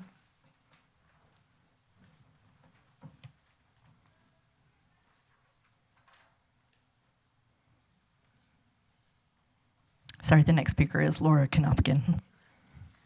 Welcome. Hi, so I spoke last week and just kind of wanted to follow up a little bit on my previous remarks. So as Cindy mentioned, I'm an environmental engineer, and it's been particularly frustrating to me to hear that the dog park may be closed for environmental concerns, but in my view, those concerns have not been well researched or quantified in a way that justifies hurting the community by severely reducing the size of the dog park.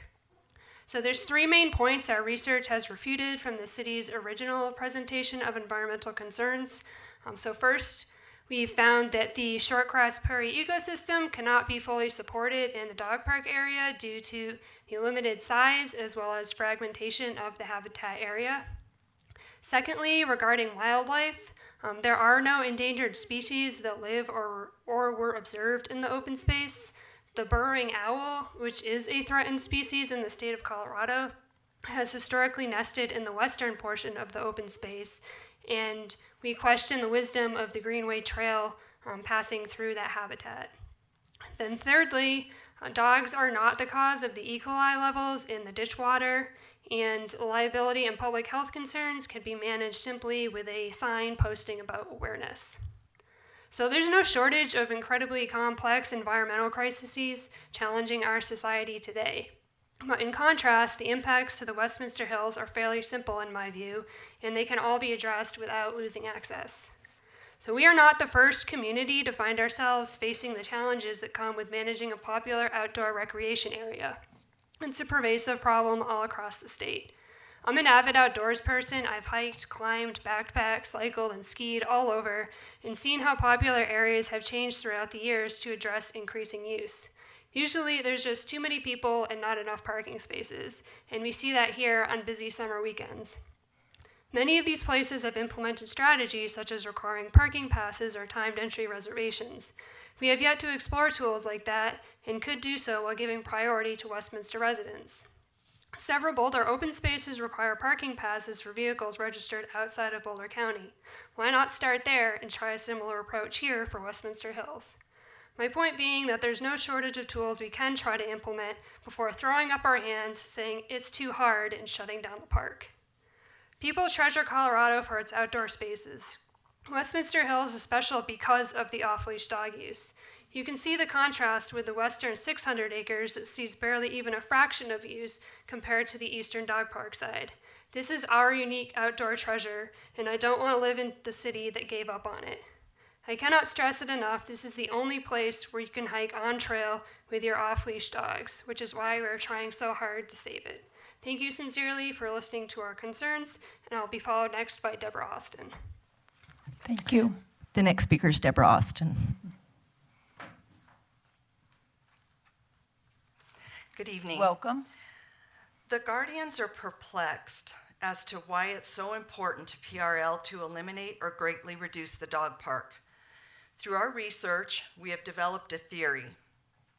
We believe PRL wants to convert the dog park to a space that primarily serves cyclists. Dog owners have enjoyed off-leash use for 24 years, and cyclists have increased since the Greenway Trail was completed, which is 8 years. You have a document from the Guardians that has a more thorough timeline, but to support our theory, we offer the following major data points. In November of 2014, an open space stewardship plan was adopted requiring annual dog park cleanup days, appropriate trash cans, and regular mowing.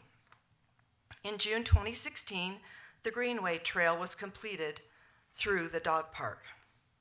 In January 2017, the last dog park cleanup day was scheduled. In April of 2022, some trash cans and poop bag dispensers were removed from the dog park.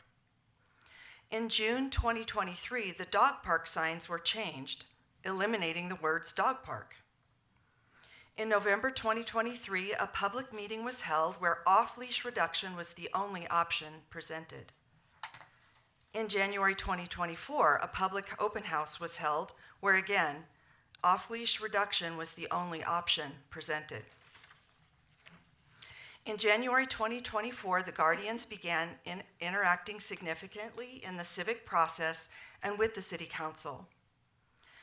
The Guardians believe that PRL wants to convert the dog park primarily to serve cyclists for 3 reasons. It developed the Greenway Trail in the middle of the dog park rather than in the 600-acre western portion of the open space. Since January 2017, PRL has proceeded with a slow-motion plan to make the dog park appear like an environmental and public problem. And if it eliminates or greatly reduces off-leash dog use, it doesn't have to manage the land or deal with the weekend parking issues. I'd like to introduce small business owner Jordan. Thank you. The next speaker is Jordan Feature. Welcome. Thank you. Hello, Mayor, Mayor Pro Tem, and councilors. Thank you for giving me the opportunity to speak tonight. My name is Jordan, and I'm your bubbly neighborhood waitress in support of Westminster Hills Off-Leash Dog Park. 6 years ago, my husband and I, we purchased our house prioritizing the needs of our 70-pound dogs, we have 2 that we live with. They are very athletic, and they have separation anxiety. Nothing gets these 2 more exhausted at the same time like our 3-mile loop. If you've ever adopted a rescue, you know that they'll have tantrums, and they're very destructive. Normally, I wouldn't participate in these meetings, and I'm actually scheduled to work tonight, but this is very important to me and my family, and it directly affects my family's future. The off-leash dog park brings significant business. Customers from near and far exercise their dogs at the park, enjoy our patio with their dog, and they spread the word. And then naturally, routines are curated. In the final CAT meeting, a member of the Guardians mentioned the financial impacts that a closure would have on a local small business. One CAT member shrugged. Hearing this, how am I supposed to trust the CAT process? Last week, during the budget town hall meeting exercise, one of the questions posed in Councilor Claire's group was, how do we ensure businesses stay long-term? How do we make sure that we see the signs ahead of time? One example is acknowledging the economic benefits of natural destinations, such as Stanley Lake and the Who's Off Leash Dog Park. Local businesses saw a noticeable decline in revenue after Stanley Lake was closed to recreational boating. I witnessed it firsthand. And believe that any reduction in acreage to the dog park would have similar results. We have some really exciting developments underway with a Greenway Trail in downtown Westminster, and when we approach the completion of downtown, I anticipate fewer citizens to make an effort to come to our corner of town. Restaurants and retail are already vulnerable with competition, rising food costs, supply chain disruptions, and evolving technology integration. So, how do we ensure that businesses stay long-term? I'm shouting, please, please don't close the dog park. Please nurture the people who are pouring sweat and tears into their community. I don't know why I need to negotiate my livelihood. If this isn't a call for attention, how many businesses off the beaten path do we allow to fail before applying a bandage? Next up, I have Andrew Guthrie. Thank you. Thank you. The next speaker is Andrew Guthrie. Welcome.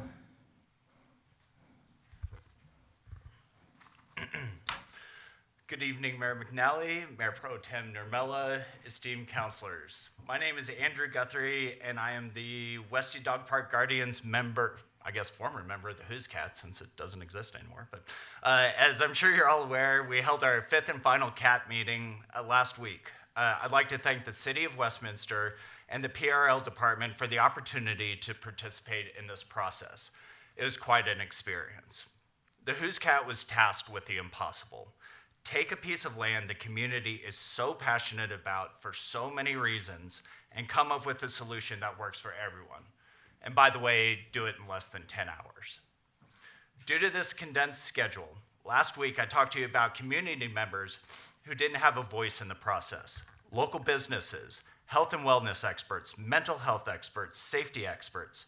As anticipated, these issues were barely addressed, if at all. When these issues were brought up in CAT, they were met with great resistance, precisely because we didn't have the right messengers. To that end, I'm imploring you to listen to the women in the community who don't feel safe exercising through their neighborhoods, but feel safe at the dog park. We can't lose this oasis. The way this process is played out, relationships need to be rebuilt. How, as a community, can we trust city staff who have well-documented biases against dogs?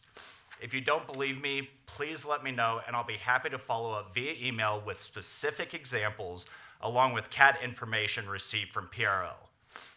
The Guardians remain committed to work with the city. PRL's role is to protect open space. We understand and respect that.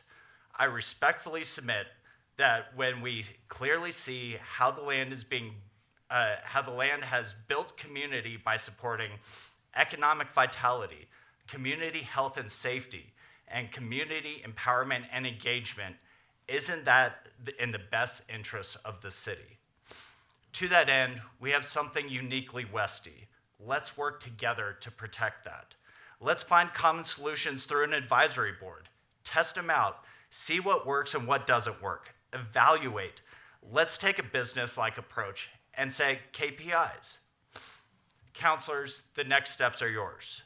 1, update parking code to create residential permits for neighborhoods around the park. 2, update zoning to enshrine the dog park as an important part of Westminster's identity. Those 2 steps are key to rebuilding trust between the city and the citizens.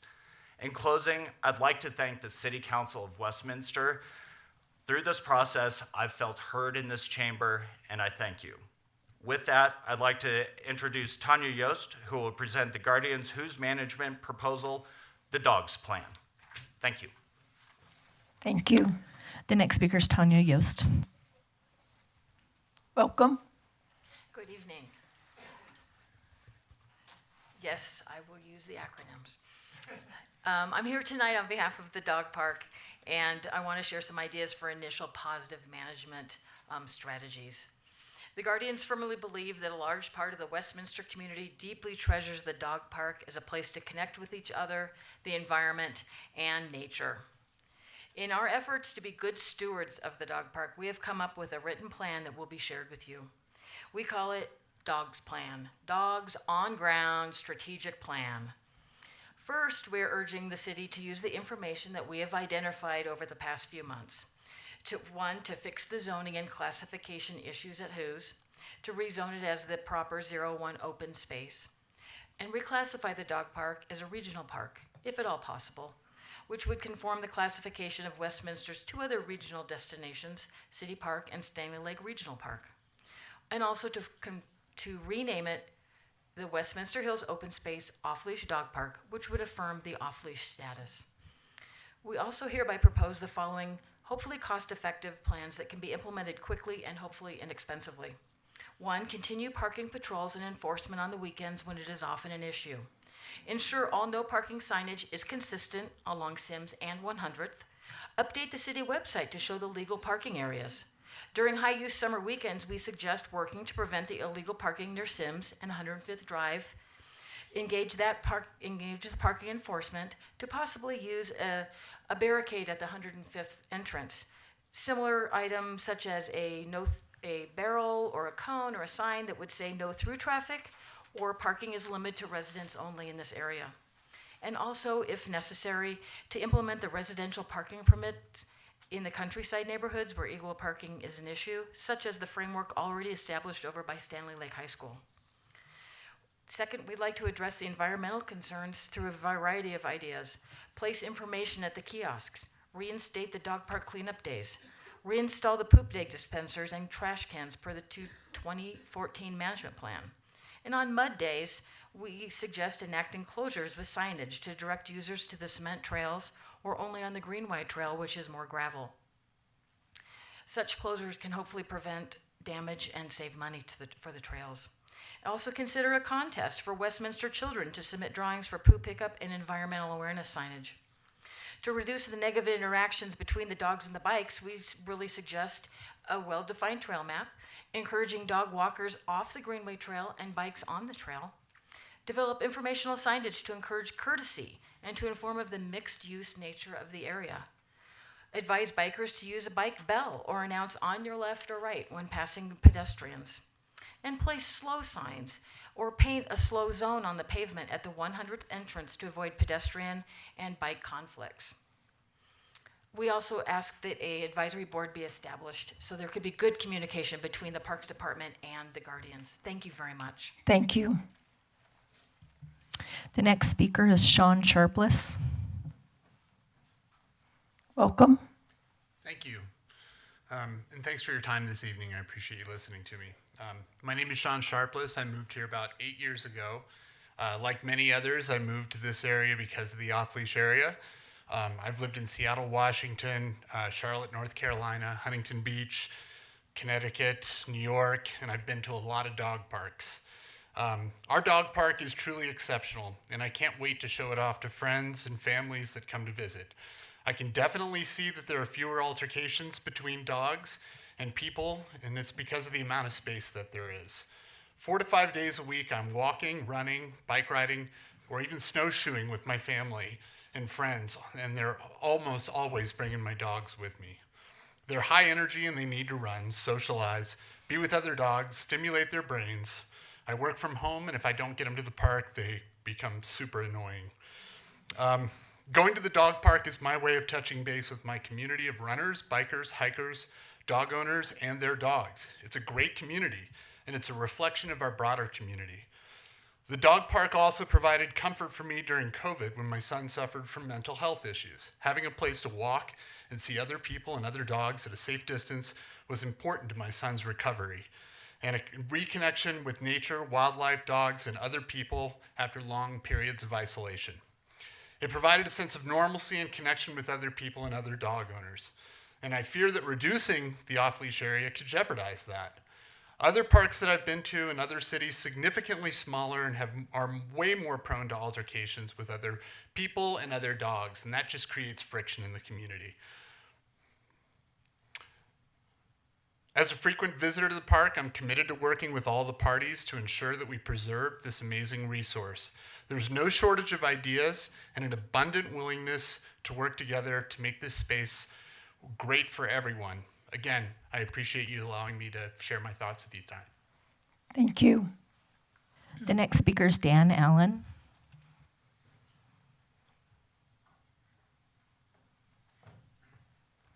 Welcome. Thank you. So I work from home. I work in sales. As many people can imagine, it's extremely stressful, it's high anxiety, and I live alone with my dog.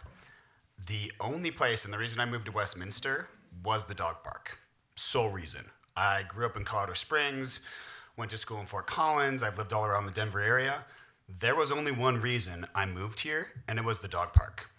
I have an Australian Shepherd Husky mix, which I think goes without saying, has a small amount of energy on a daily basis. Energy that cannot be expended on leash walking around the streets of my neighborhood. It's simply impossible. With that being said, I am infuriated by the CAT process and the PR process as a whole. I feel in one word, I would describe it as biased. From the very first March 6th meeting, misinformation and just outright falsities have been a constant, from misleading about the survey results to stating that the decision has not been made, we're just at the beginning of the process. That's pretty clear and evident that that was already their proposal and they were always going to move forward with that.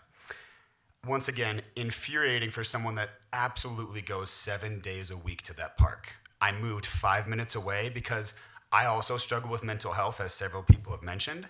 That is my safe space. That's where me and my dog can relax. We can reset from a stressful day and go home and have a peaceful night. So the idea that it would be reduced for an endless number of constantly changing reasons that have virtually all been debunked is absolutely asinine, to be honest. With that being said, I urge you and plead with you to make the right decision, because if 80 to 90% of any survey ever taken, why would that not be the proposal you move forward with? A quote that instantly comes to mind is, doing the same thing repeatedly and expecting different results is the definition of insanity. And that's what I feel this process has been, after 3 different surveys, all indicating the exact same feelings from the citizens. As counselors for City Council, I applaud you for everything you do for the City of Westminster. And I would just ask that, in the sake of the massive supermajority of citizens that want to keep that off-leash space as is, please follow through with that and reject the reduction in the size of the off-leash park. Thank you. Thank you. The next speaker is Charlene Wiley.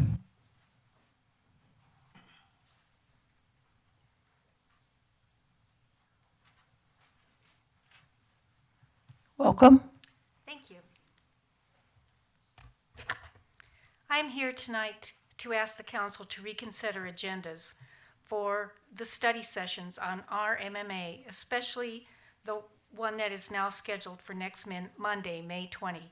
Although many of us have come here repeatedly asking for the community to be involved in these study sessions, our requests appear to be unheard.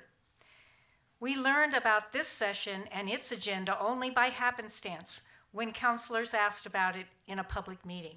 Frankly, that feels disrespectful, especially when most of you have publicly acknowledged our efforts to obtain and provide this council with reliable and independently verifiable data.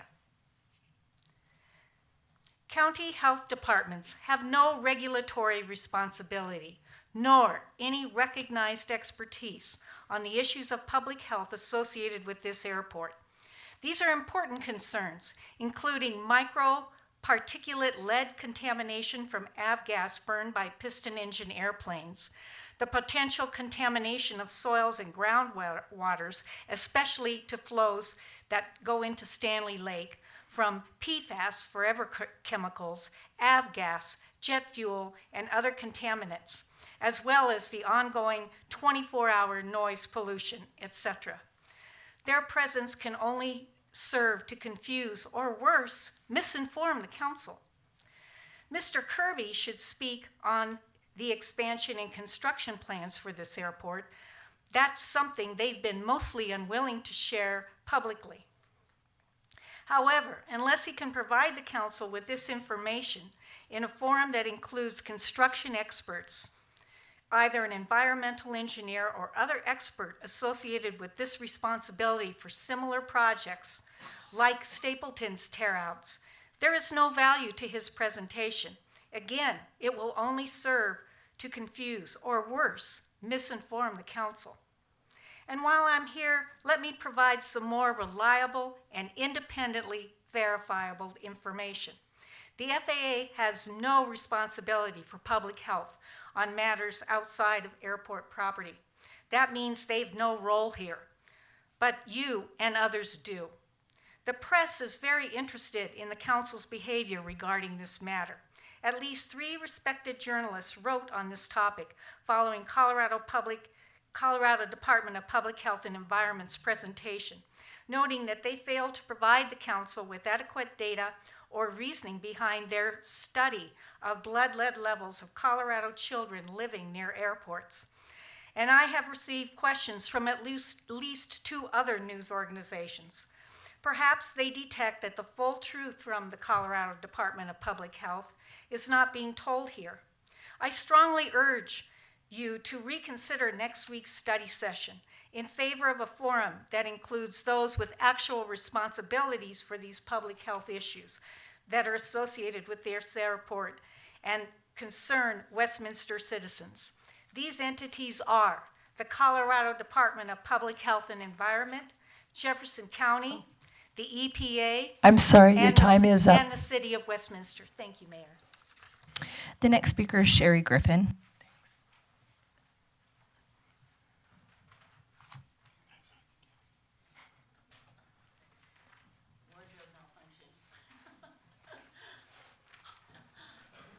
Welcome. Thank you. Hi, my name is Sherry Griffin. I've talked to you a few times about my concerns regarding the proposed expansion of the Greenway Trail and the Burrowing Owl, the proposed bridge across Indiana that can transport plutonium outside of Rocky Flats, all matters of public health and damage to the environment. Because May is Mental Health Awareness Month, I wanted to add my voice to those who have spoken on behalf of personal issues or loved ones struggling. Briefly, 23 years ago, I was on my way to DIA to pick up my best friend and was rear-ended at high speed. The driver was on the phone and wasn't paying attention to traffic slowing ahead of him. Both vehicles were totaled and my life changed in an instant. I woke up in the hospital and didn't remember a thing from the past several months. The most significant damage to my body was, and still is, a brain injury. The prognosis was not good. I was not expected to recover my previous abilities to function. My sister always said that I had a flypaper brain because I used to remember everything and was highly functioning. I've worked really hard to be able to be in the world again. My 10-month-old husky puppy was in the crash with me, but she came out of it okay. She gave me a reason to live. Her name was Maggie, and when she died, I was devastated beyond imagining. Astonishingly, 2 months after she died, a 9-week-old, 11-pound bundle of husky zoomies and shark bite teeth made her way to me through our kitchen remodel contractors. She wouldn't answer to any name I came up with, and so she didn't have a name for 3 weeks. But when, out of 14 years of habit, I would call her Maggie, she would turn and look at me. So her name is Maggie. And I found that when you find the place where joy is, it burns away the pain. Our dog park is a place filled with joy every single day. It's a place where you can go and be by yourself with your best friend and enjoy nature. Or you can have a chat with someone you know and walk together. The dog park is where I connect with spirit every morning. It helps me be in the world. It helps me be a kinder person. Being able to start my day with my best friend, with the mountains and the endless sky, and the meadowlarks singing, keeps me grounded and makes me remember what's important in life. I was going to play you a little bit of their joyous noise, but someone who shall remain nameless threatened to take my phone away. I also wanted to thank you all for listening to everyone who stands at this podium with something they need help with. This is such a commitment to the community on top of your day jobs. And I do learn something new every day, every time I attend the council meeting. So thank you all very much. Have a good night. Thank you. The next speaker is Jennifer Carcelio. Sorry, I know that that is not right. Welcome. Thank you. Thank you, Mayor McNally and councilors. My name is Jennifer Caracciolo. My family and I live in Skystone, the 55-plus community, and our home backs up to Westminster Hills open space. The trails and off-leash open space is the sole reason we built our home 7 years ago. I'm on the trails every morning with our doggies, Sketch and Sky, and have them off-leash and voice trained. I'm a Westy Dog Park guardian and applaud the incredible focus and partnering of this volunteer organization and agree with their recommendations. Skystone is located in Broomfield with 519 homes nestled between Westminster Hills Open Space and the Rocky Mountain Airport, and we share the 80021 zip code. We have 39 homes that back up to the Who's. Many of our residents were attracted to this community due to its natural surroundings and regularly enjoy the activities at the park. I submitted my application to represent Skystone on the community advisory team, and unfortunately, there wasn't a representative on the team, and our voices have not been heard in this process. The conflict between zoning and the Parks and Recreation classification of the Who's is a major concern for us. It was a total surprise that we built our home on open space that is at risk of future development, so please do resolve this. In my opinion, the Who's Area Management Plan presentation, the original presentation that was online, is heavily biased to the natural qualities of the open space. I don't believe the assessment gives a balanced perspective regarding the positive impacts to humans and dogs, and having the ability to get exercise, be with our loved ones, and have the dogs off leash. Research shows how pets help bring people together, people and communities together, acting as a natural facilitator for social interactions. I've met some of my closest friends at the dog park. The proposed designated off-leash area with many visitors will not have the same positive impacts. In fact, a small off-leash park can be a dangerous place with a higher incidence of fights, injuries, and pack mentality. Illness can also be passed between dogs, so I personally wouldn't take my well-trained dogs to the smaller area, the off-leash park. The open space program is to promote quality of life, and I haven't seen much of an emphasis on what humans actually need. In 2023, 45% of adults reported mental health issues. The highest behavioral health issues are stress, anxiety, burnout, and depression. Having the Who's available and easily accessible for off-leash activities makes a significant difference in the mental and physical health of our residents. In addition, and my last point, is that off-leash freedom allows dogs to explore and engage in activities that stimulate their senses and fulfill their natural instincts. Thank you. Please Your keep the time Who's is up. As is. It's our happy place. Thank you so much. Thank you. And before we go on, I'm going to call a quick break.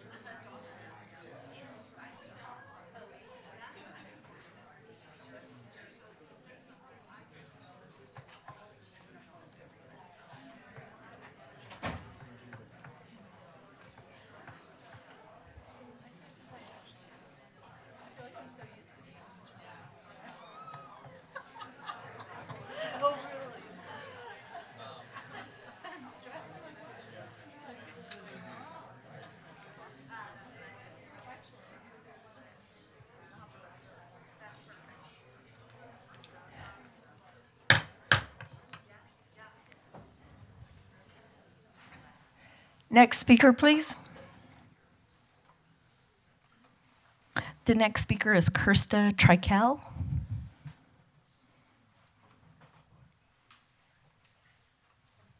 Welcome.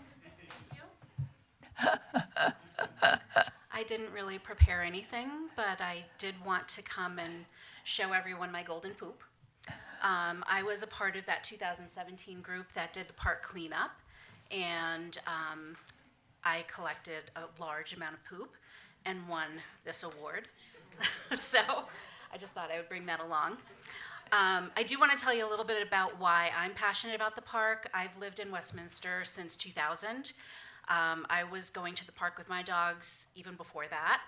I remember when there were cows out there grazing and there were prairie dogs and the pond was full.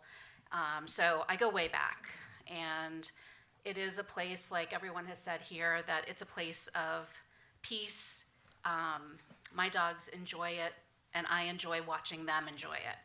So it's extremely important to us. Hopefully, I think you're hearing from everyone the reasons that it's so important. I am here supporting the Westy Dog Park Guardians. They've done all the work. I'm just here to say, listen to these people, because they have done an intense amount of research. They're logical. They have so many solutions that they're offering. It all seems very reasonable, and I'm very grateful for all their work. So that was really all I wanted to say. I love that place. I don't want it to change. And hopefully you're hearing all the reasons why it's so important to maintain that. And I think for our community, it's invaluable. So thank you. Thank you. The next speaker is Tatiana Turo-Handy.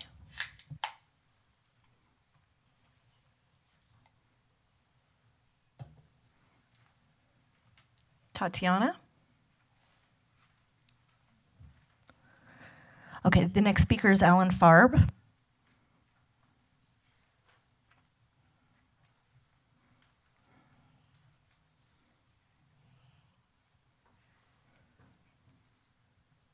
Welcome. A new golf cart fleet versus leaving our homeless women and men on the streets. The city of Westminster wants to spend nearly $1,362,000 on new 2025 golf carts to replace its 4-year-old carts. You're scheduled to have a first reading of Councilor's Bill number 16 for that replacement golf cart fleet. That includes borrowing $370,000 from parks, recreation, and libraries. Borrowing. So the city has to borrow from itself to help pay for its new golf carts? And doesn't the city already give the golf courses $1 million to cover their debt? And then following Councilor's Bill 16 will be the second reading of another Councilor's Bill to authorize the city manager to execute the purchase of the 2025 golf cart fleet in the amount of $1,317,902.55. Love the added touch of the 55 cents because we're getting such a deal. Plus, there's the added 3% cart contingency of more than $44,000, all for golf carts and utility carts. Trading in 2021 golf carts? I guess we didn't spend taxpayer dollars wisely on those carts in 2021, and now we're spending wisely. So that's $1,361,962 for 146 carts, an average of more than $9,300 per cart. But those new golf carts will have state-of-the-art GPS with a 10-inch screen display. How much, though, are we spending to help our unhoused actually get off the streets? How much to reduce our police, fire, and EMT service calls for our unhoused residents' injuries, arrests, citations, campsite abatements, and instead to actually help our unhoused women and men residing in our city to get into safe, transitional, temporary, and permanent housing with wraparound medical and social services provided on site by Adams and Jefferson County personnel for which Westminster taxpayers already are paying. If Westminster has identified 140 and increasing unhoused women and men for which our hard cost in taxpayer dollars has been about $500,000 annually, that's about the cost of 3 years for the brand spanking new golf carts, and we're still not providing any type of housing with on-site county services. So what is our city's priorities? Seems to be it's to give golfers a little more of that luxury golf cart driving experience with state-of-the-art GPS and 10-inch screen, all while our unhoused continue to walk the streets or huddle in their makeshift tents. Think about that. How are you going to spend your money wisely? Thank you. Thank you. The next speaker is Heather Dubin.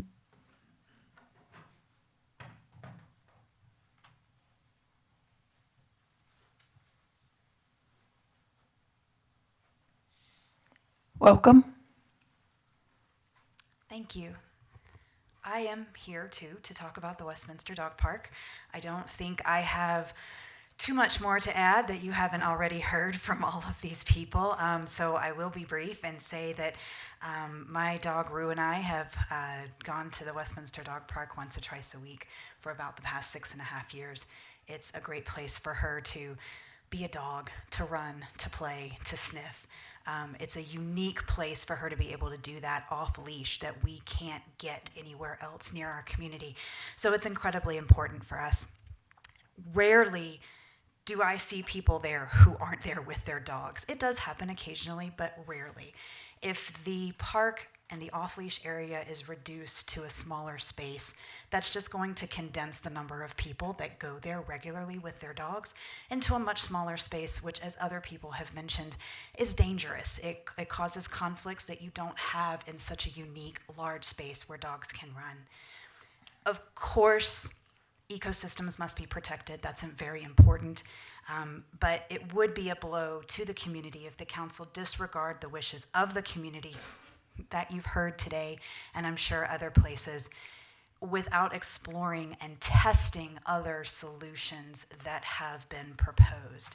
I'm sure there are ways to address the environmental concerns that we have without this disproportionate response that I'm sure have other easily mitigated solutions. So thank you for listening to me and for the rest of the community that value this space so much. Thank you. The next speaker is Gibson Cassian.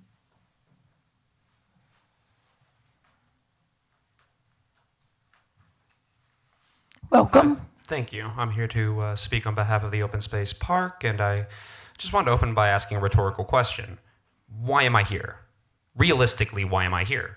There's a very obvious answer, which is the park. I'm not here for Rocky Flats, that's for sure.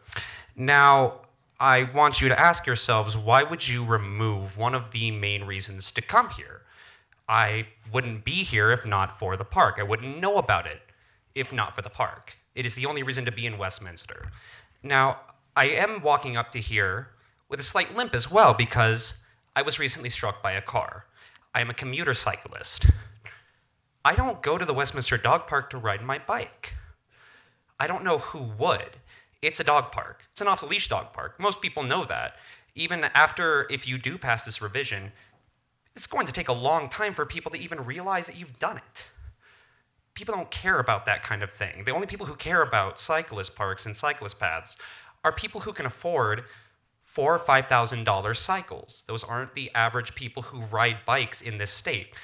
There are people who are training for Tour de France in Netherlands, up in the mountains, and commuter cyclists like myself, who have been struck by vehicles in the streets. I view it as a waste of money, taxpayer money at that, to do this revision when we could be putting that money towards more streetlights, widening bike lanes for the average cyclist, not these people who are able to afford $4,000 bikes, the average cyclist, the people who would be voting for you. That's the average person. And what you're proposing doesn't benefit the average person, just them. It doesn't benefit me, who was struck by a car, who now walks with a limp. It benefits the people who are riding in this park who don't get struck by cars because they ride recreationally.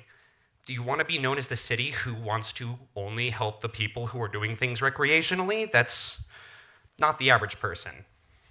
So I hope you try to understand where I'm coming from with this. Thank you. The next speaker is Tom Lampo.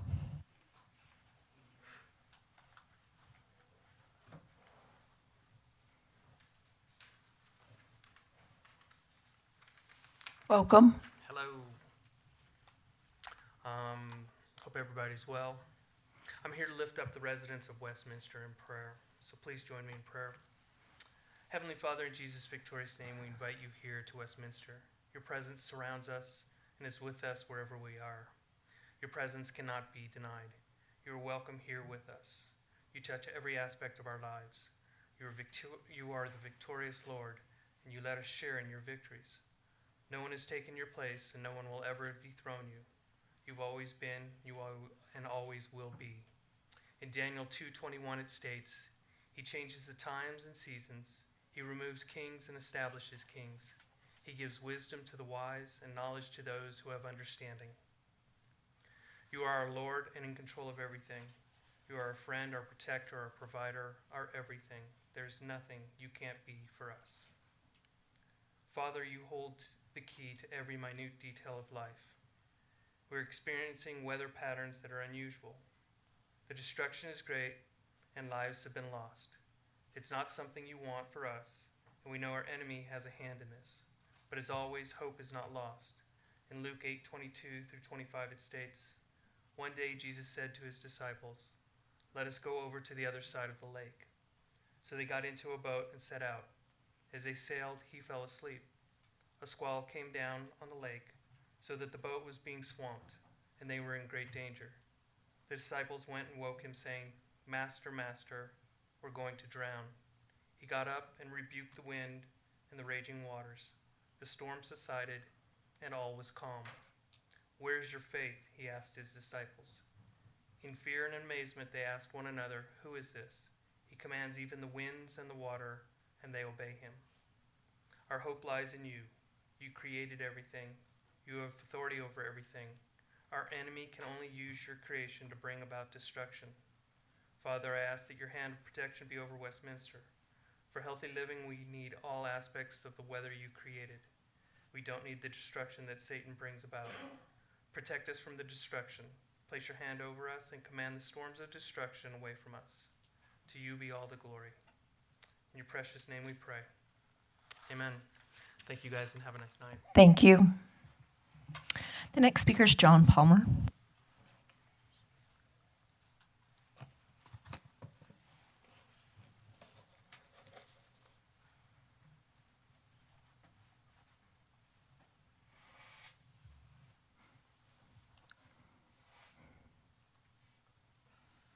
Welcome.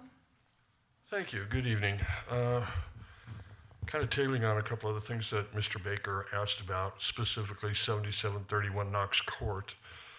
I ran into some people from the neighborhood over the weekend, and they're wanting to know what's the disposition of that, since how the city is in that property for a minimum of $400,000, probably closer to $1 million.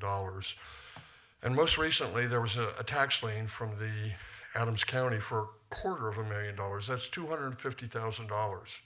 Now, is that the city lien, or is that an actual tax lien from the county? In which case, we'll never recoup any money from that, and I'd like to know why. Next, he also mentioned the Holesclaw property, also known as Semper Gardens. It's been 18 months. I hear you guys talking about lead pollution and how detrimental that is to the community. This property, where the buildings are tore down, has been tarped now for 18 months, asbestos, and lead-based paint. That's as bad as the lead from the airport. When are we going to get that taken care of? I keep hearing that the new contractor, the new developer is going to do it, but again, 18 months, we're dragging our feet. Next, I'd like to see this council act like our sister council in Northglenn did and file an ethics complaint against Faith Winters, as she is a representative for Westminster. And if you're all looking at me with deer in the headlight look, this is over her being an alcoholic and going to rehab. I think we should get on board with Northglenn and file that with the legislature.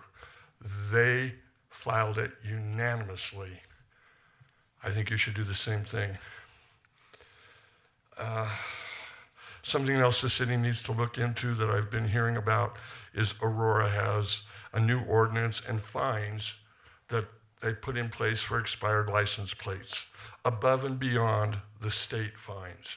I think we need to look into that and take care of that. You all see the expired license plates running around.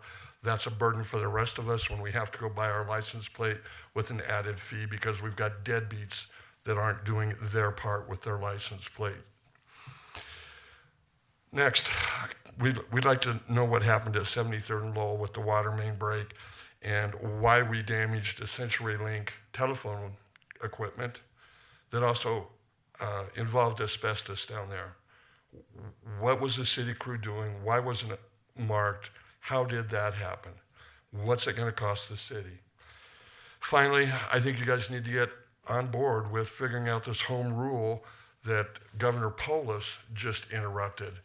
Are we a home rule city or not? If so, maybe we need to get an attorney to look into that and protect our home rule status instead of going with whatever Polis thinks is best for our community. Thank you. Thank you. And the next speaker is Dino Valente.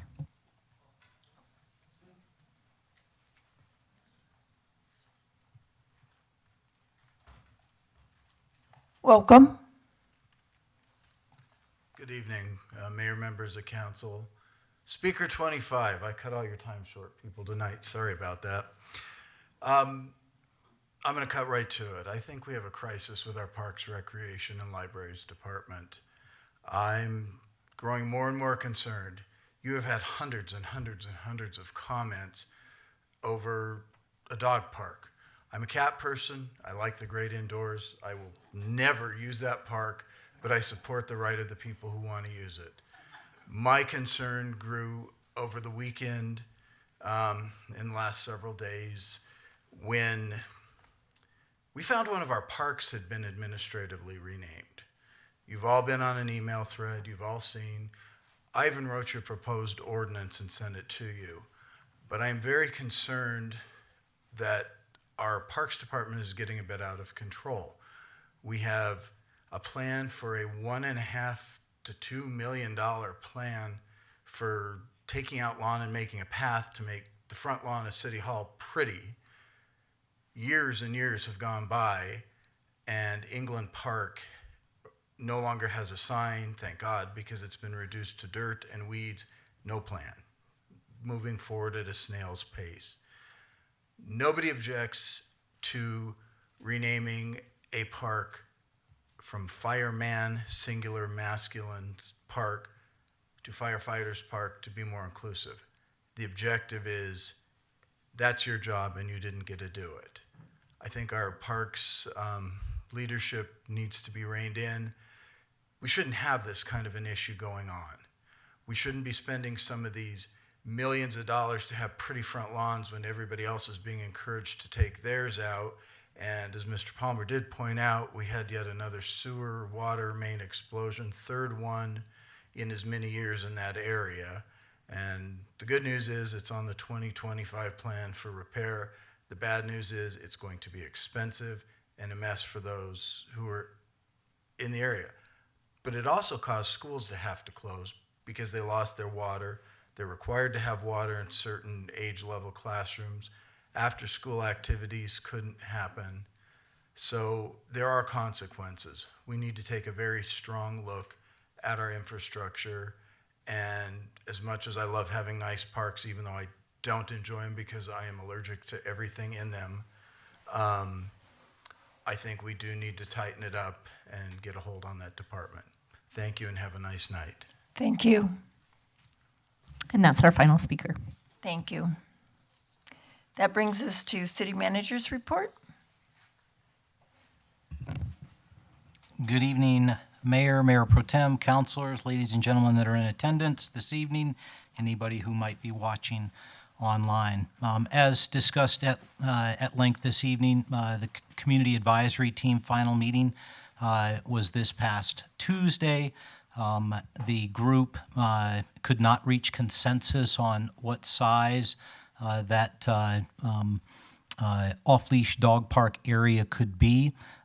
So some next steps, staff is going to put together all of the recommendations that have come forward from input with the community advisory team, and then really lay out the significance in implementation. And some things are going to be easy, some things a little bit more involved. More importantly, some things are going to be much more expensive than others. What does that look like? We'll share that certainly with the council and the community. We're currently scheduled to present the recommendations from the city staff as supported by the community advisory team on June 3rd. That's still the plan, 3 weeks away. And we'll go from there. As mentioned, suspect that the council will want us to take those ideas back out to the public mid-June, and with some luck, we could bring that back by the end of June. But, again, as that discussion continues, we can certainly remain flexible. Next slide. Westy Wind, although not here tonight, John McConnell has been named our official planning manager. He's been the interim planning manager for the past 2 years. And so he regrets not being here, but he had a scheduled opportunity to go visit his folks out of state. And so I asked him whether we wanted to hold this. He said, no, please, everybody knows who I am. And so we just want to say congratulations to John. We did do a national recruitment, and he was, hands above the rest of the candidates, and so a clear winner. He's a dedicated planning professional, public servant, 20 years of progressively responsible and diverse experiences. Originally began his career in Tuscaloosa, Alabama. There he worked his way up to being the Director of Planning and Development Services, and then he and his family relocated here to Westminster in 2015. He served as a senior planner, then a principal planner, and certainly as the interim planning manager since 2022. So we're glad that we can now make that title official. And so congratulations to John and to his family. He's certainly an asset for our city team and for the community. Next slide. Some things to know, Planning Commission meeting was canceled for tomorrow evening. And so if you're planning on attending that, please don't show up. Special Permits and License Board meeting goes Wednesday from 7 to 8:30 p.m. That's here in Council Chambers. For the community, the city will host an Armed Forces Day ceremony on Saturday, May 18th from 10 to 11 a.m. That's at our Armed Forces Tribute Garden in City Park. And then our next City Council study session is Monday, May 20th, right here at 6:30 p.m. Next slide. We had one information-only item that was shared with the council. That was a strategic partnership that the city is working with Servicios de la Raza. If there are any questions, we're happy to answer those. Next slide. And then, as always, want to remain accessible, responsive, transparent, and accountable. Contact us at the city manager's office. 658-2006 rings in my office, or you can email me directly at mfreitag@westminsterco.gov.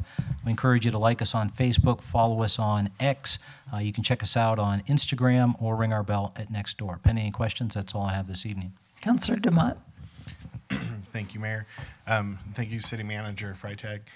The one question I have is back to the CAT and the recommendations that are going to be brought forward. Since I wasn't part of the CAT and I don't know all the recommendations, my ask would be to make sure that we see, if it's not included already, a recommendation that leaves it at the size it is today, and what costs would be associated with us having to do upkeep or more parking or the things that would come along with that, because that is, in my mind, a real possibility that the council might want to do, and I want to make sure we have that option in what it would include. Certainly. Thank you. Councilor or Mayor Pro Tem? I was kind of going to ask the same thing.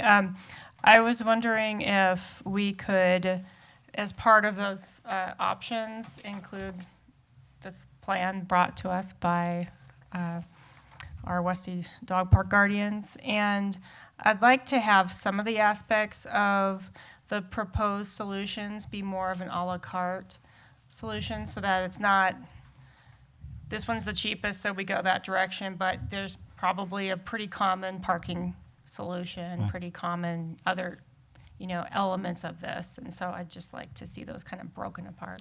Absolutely, and I think that, that's, there are some of these, if you will, common themes, and there are levels of service, if you will, that could be applied. And so I think that really gets to that idea of some options. What level of service on a particular theme does the council want or is looking for, and can make an informed decision based upon cost? Could you also include in that just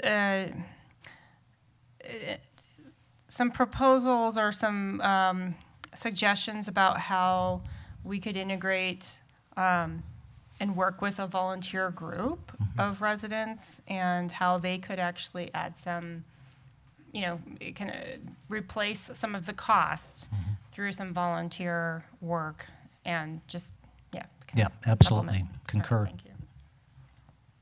Councilor Azadi? Thank you, Mayor. I have four update questions. I'm not sure if all the staff is here.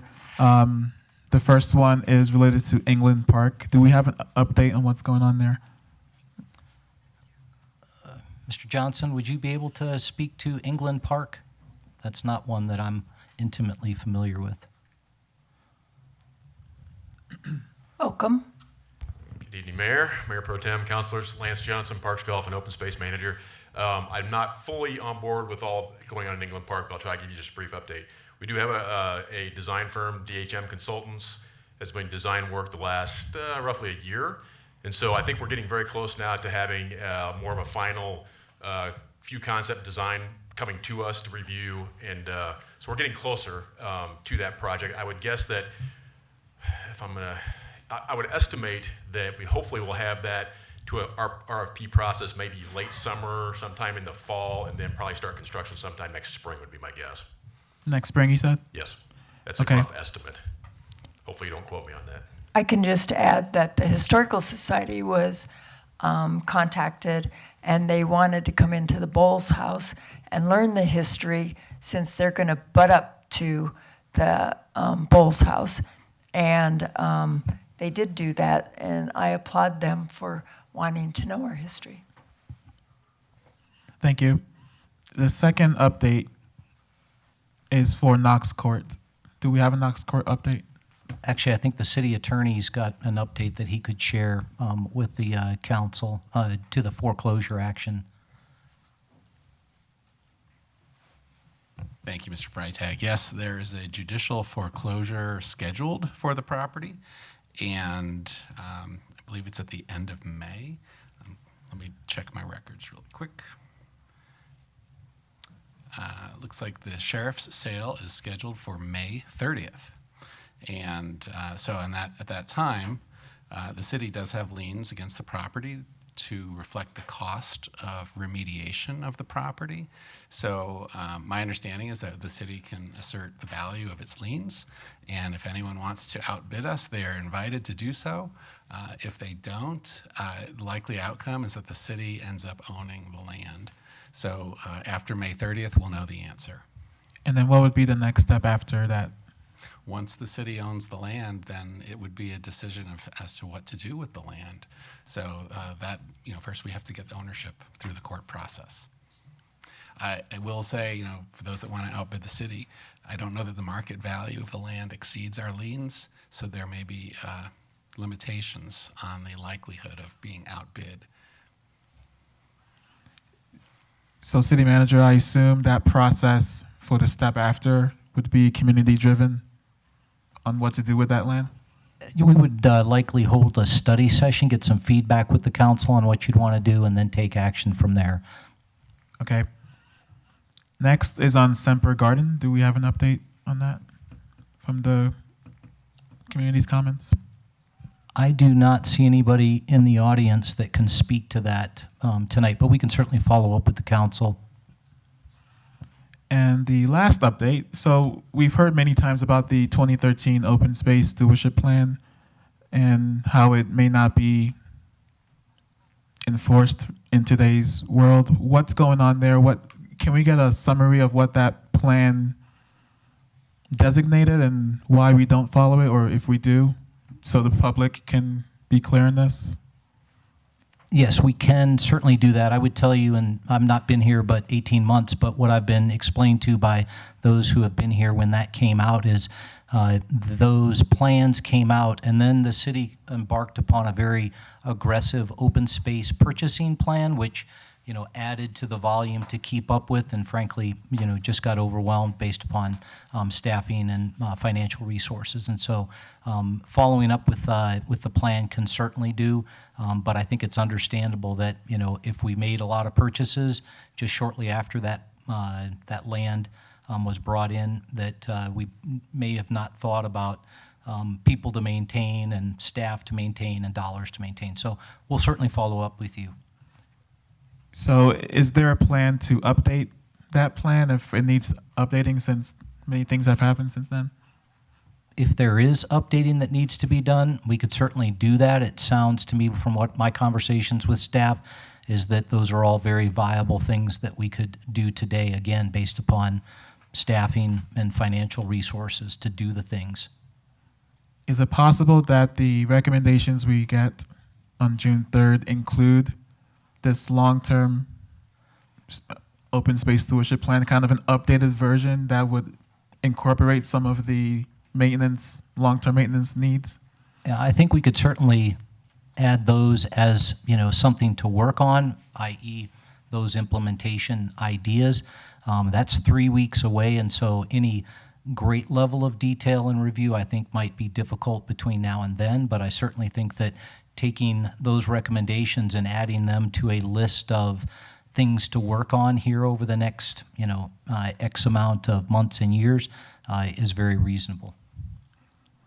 Okay, I have comments, but I'll save them for the council comments. Councilor Ireland.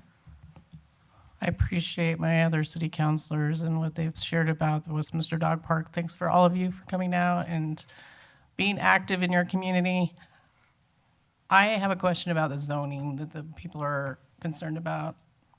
If we leave it as a dog park, do we need to rezone it? We need to give it a use designation of parks or parkland. Okay, so is that until some financial, do we have to do, is that free to do, or is it in cost for? That's something the council can take action on. The attorney may want to speak. He knows that process better than I do, but I'm thinking that's pretty straightforward.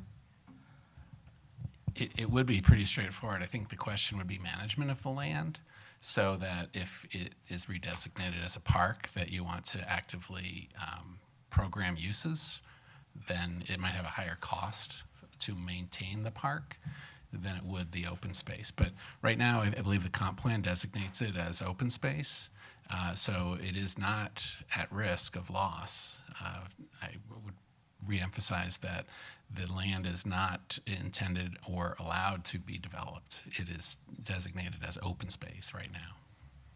Thank you. I am also concerned about what Dino Valente shared about renaming parks. I didn't know that was something administrative we could do. I think that's a city council matter, and that upset me too. Also, Faith Winter's behavior going to meetings drunk. I think an ethics violation should be submitted with the state. She could have injured a citizen or something on her way to those meetings. She's done it twice. It's not just once, and it should not be acceptable for a public official. So I hope my city councilors will join with me to send an ethics violation to the state.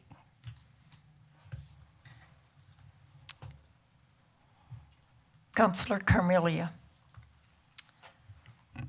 Yes, I am just responding to the slide that was pertaining to the who's cat. If we can go back to that, I realize that this process is somewhat fluid, but I'm hoping that for the benefit of the residents and ourselves, can we get a little bit clearer or more concrete idea of what the next steps really are and what the process looks like? Because the next steps kind of say we will identify information, recommendations will go to the city manager, and then the recommendations will be shared with council. Are we at any point in this process engaging the public in this? And I realize that Mayor Pro Tem asked a similar question, but I just want to get a more concrete idea of what this looks like.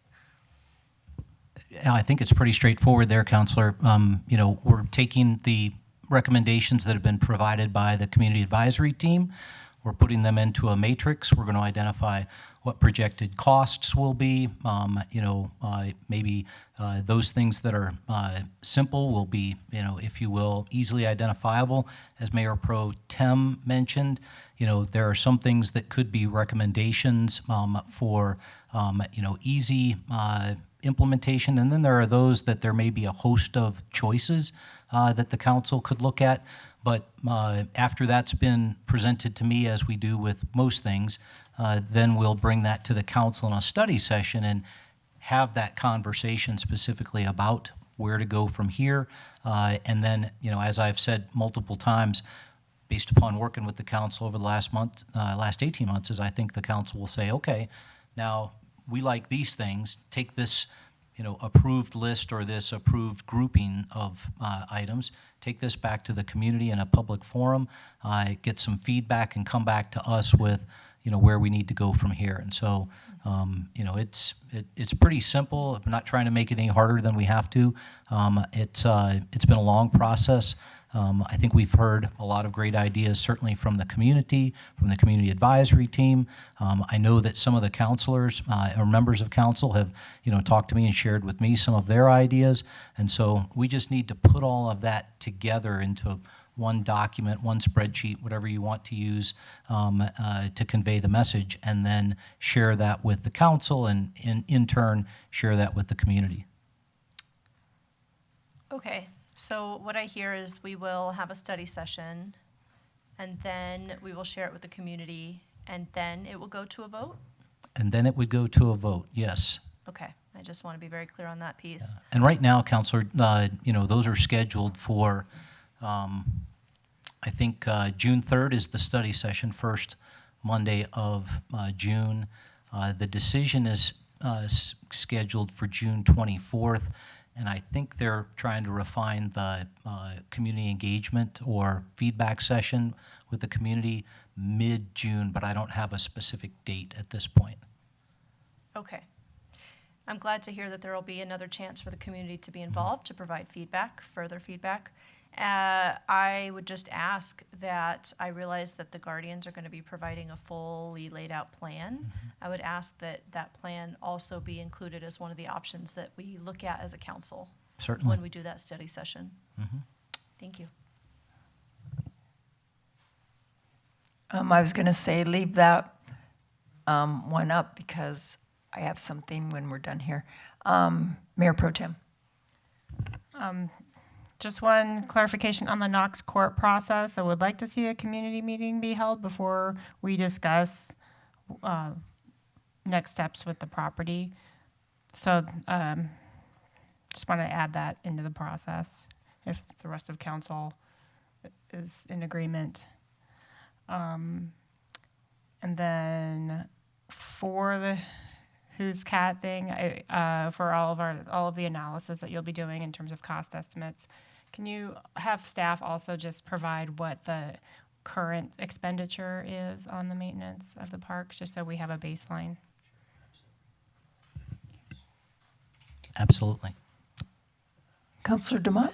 I was just going to ask if it would be possible for us to actually pull council on Mayor Pro Tem's idea as far as forcing a community meeting before, because I think that was your ask, right?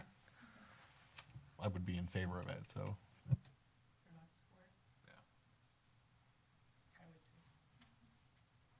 Can I ask after we're finished with the who's thing? Just remind me. I don't have anybody else in the queue, so I want to speak to the Who's Cat group. I sent you as best as I could what happened at the last meeting, and you didn't see much consensus because we never got there. We went an extra hour over. We should have had the meeting this week because we had 1.5 meetings last week, but people had to leave early. They had to leave at 8. They thought they would be done at 8. So when it was asked if the group could stay till 9 and finish up, some couldn't. So we weren't all there.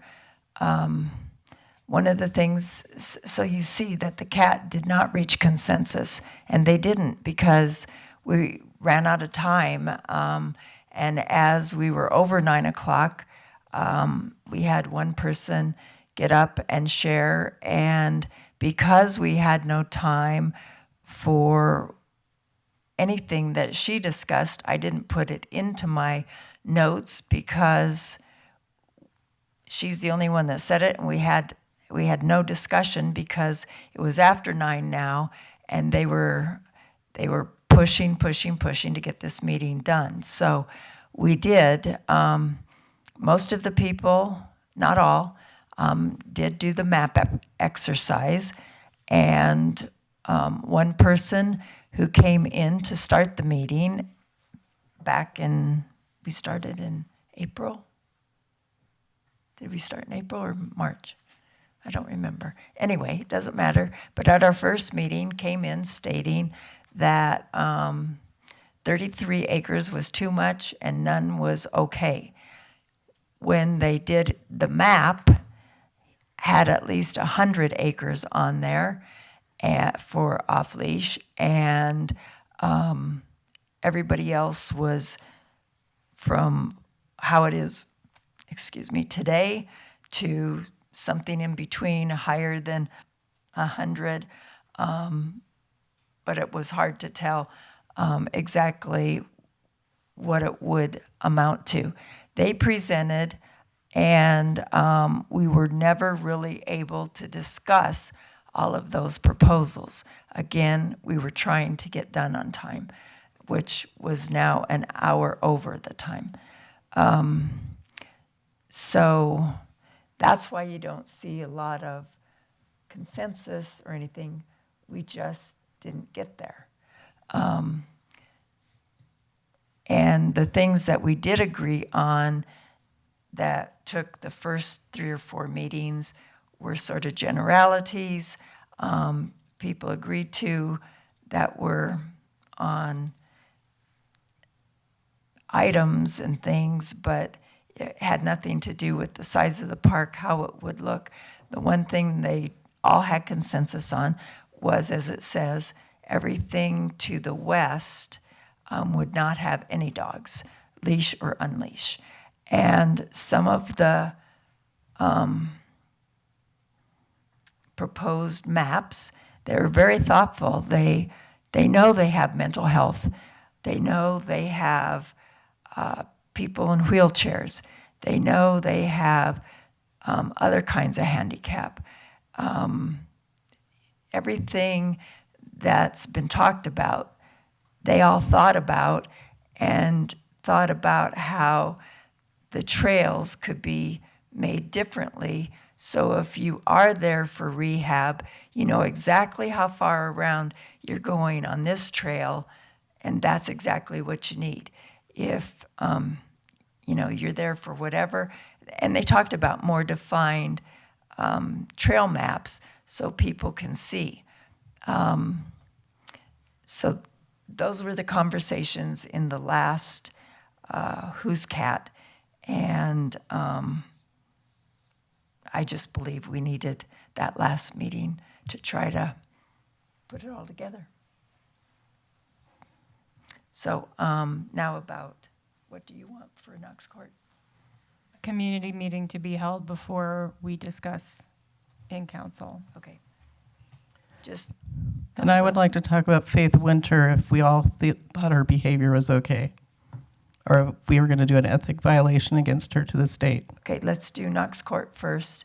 Do I have anybody that is objecting to having have a citizen meeting first before we decide anything? I see no, so we want that. The ethics piece. I've talked long and hard with North Glen because they're the ones that had the meeting. They had 2 meetings with the senator, and that's the reason they chose to do what they did. We haven't had that experience, and at least with this council. And so, to me, it's a little unfair. We seen the TV and whatnot, but jumping on the bandwagon, the ethics piece is in there. They've sent it to the speaker, and they have to deal with it. So that's just my feeling. I wouldn't support it because we haven't had to deal with it, and we'd be using media and what we've heard from others as our reason to do it. Well, my problem with it is she represents me. She's one of my representatives. I'm in Adams County, and she had to drive maybe down my road to get to that meeting in North Glen. So she could have killed someone on her way, and if any of us did it, we would not hear the end of it. We'd be in jail. So this is not okay with me, that she can drink and drive and not have any repercussions other than going to rehab. That's not okay with me. So I would support it. I don't know if anyone else supports it, but I support it. Councillor Hott? I agree with the mayor. This is not something that happened in Westminster. What I would like to bring up is this is a mental health issue. Alcoholism is a disease. It is a mental health issue. She has taken responsibility for her actions. She has admitted what she has done. There have been more repercussions than just the ethics violation. She has taken responsibility, admitted what she's done, and she is doing what she should be doing, which is going to rehab so she doesn't make this mistake again. Everybody deserves second chances, and I think she does too. She is no longer on the road drinking and driving. She is in rehab. She is doing what she should be doing. I didn't understand that. But I agree with the mayor. Had this happened in Westminster, it would be a different story. But this didn't happen in Westminster. This happened in North Glen. And she has admitted what she did was wrong, and she is taking the steps so it doesn't happen again. And I don't think we should crucify her because we have a lot of people who are struggling with mental health issues and alcoholism, and they need help, not judgment. Thank you. I also feel similar regarding taking any action. I would prefer that it take the route of those that directly experienced this with Senator Winter, and I know that she's already working to address the issues that she's currently battling, and she's also addressing those that are being placed upon her by the Senate. So I'm fine with no action. Councillor DeMont? Thank you, Mayor. I understand folks' concern, and I understand the actions that North Glen took. I've had my bouts with Senator Winter over the years from city council and beyond. But this isn't about politics to me. This didn't happen in our city. It's outside of our area of responsibility. Had it, that might be a different story. What I hope for Senator Winter is that she gets the help that she obviously needs, and pray for her family. This is a human being that we're dealing with, and so motions are happening because of her actions, and there'll be consequences, but I don't think under the circumstances, this is something that Westminster needs to take action on. Councillor Carmelia? Yes, Councillor Demott, I think that was eloquently said. I agree with what you just said. And I just want to say for the record, I strongly disagree with Councillor Hott's assessment of why we shouldn't take action. I do believe there should be consequences for actions. However, I'm trying to frame this issue with its impact upon Westminster and our city, and what responsibility we have in this issue. And to the mayor's and Councillor Demott's points here, I think that this did not affect us directly, and so this would be us jumping on a bandwagon, so to speak. And so I'm comfortable with the fact that, there has been a resolution, and action is already being taken. Councillor Azadi? I just concur with my colleagues. I think Councillor Hott said it perfectly. Everyone deserves second chances. And first she was Councillor Winter, right? Then she was Representative Winter, and then she was Senator Winter. She served this city in numerous ways. The least we can do is give her some grace and pray for her recovery. And I'd just like to say, because I've talked with City of North Glen a few times on this issue, and I did listen to their YouTube.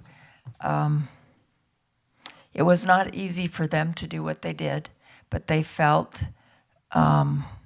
with a meeting on Monday morning at 8 a.m. and then that evening, it was either a Wednesday or Thursday, that the media covered, that they need to do something.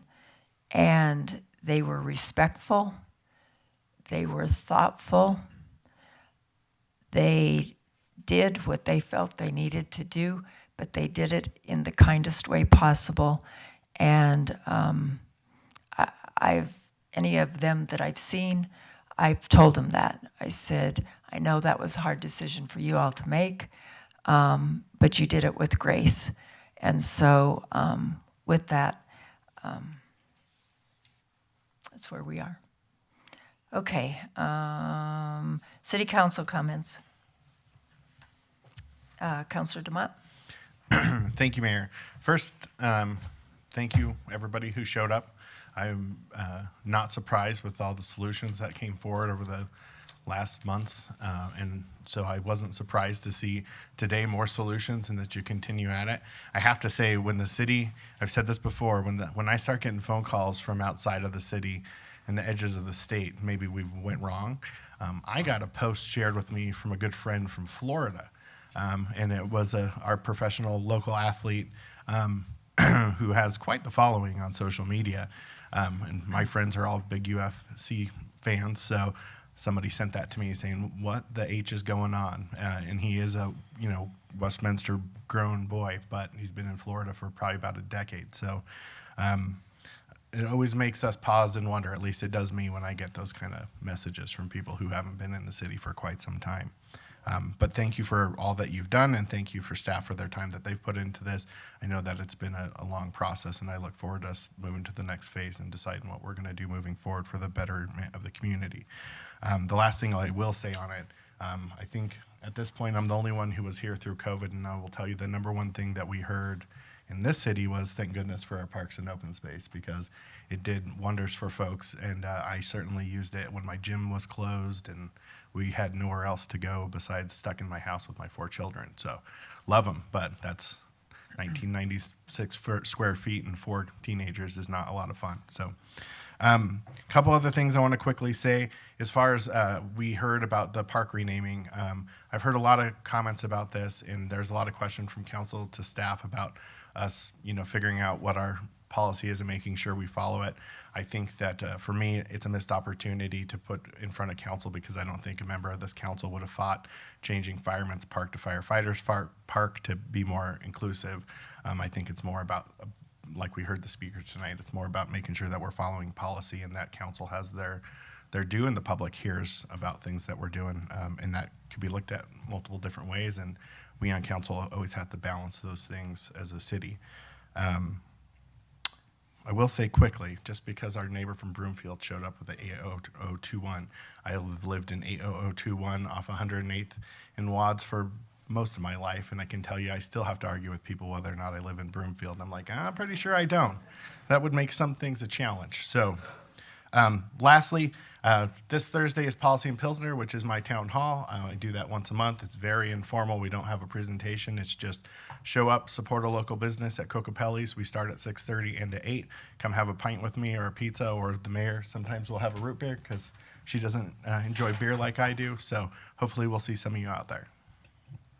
They have good root beer. Councilor Asadi. Thank you, Mayor, and thank you for all the residents who came out tonight. As always, you give us energy by being here, and perspective and education, and your thousands of hours of volunteer service has not gone unnoticed. The first thing I'd say is related to the park, the dog park.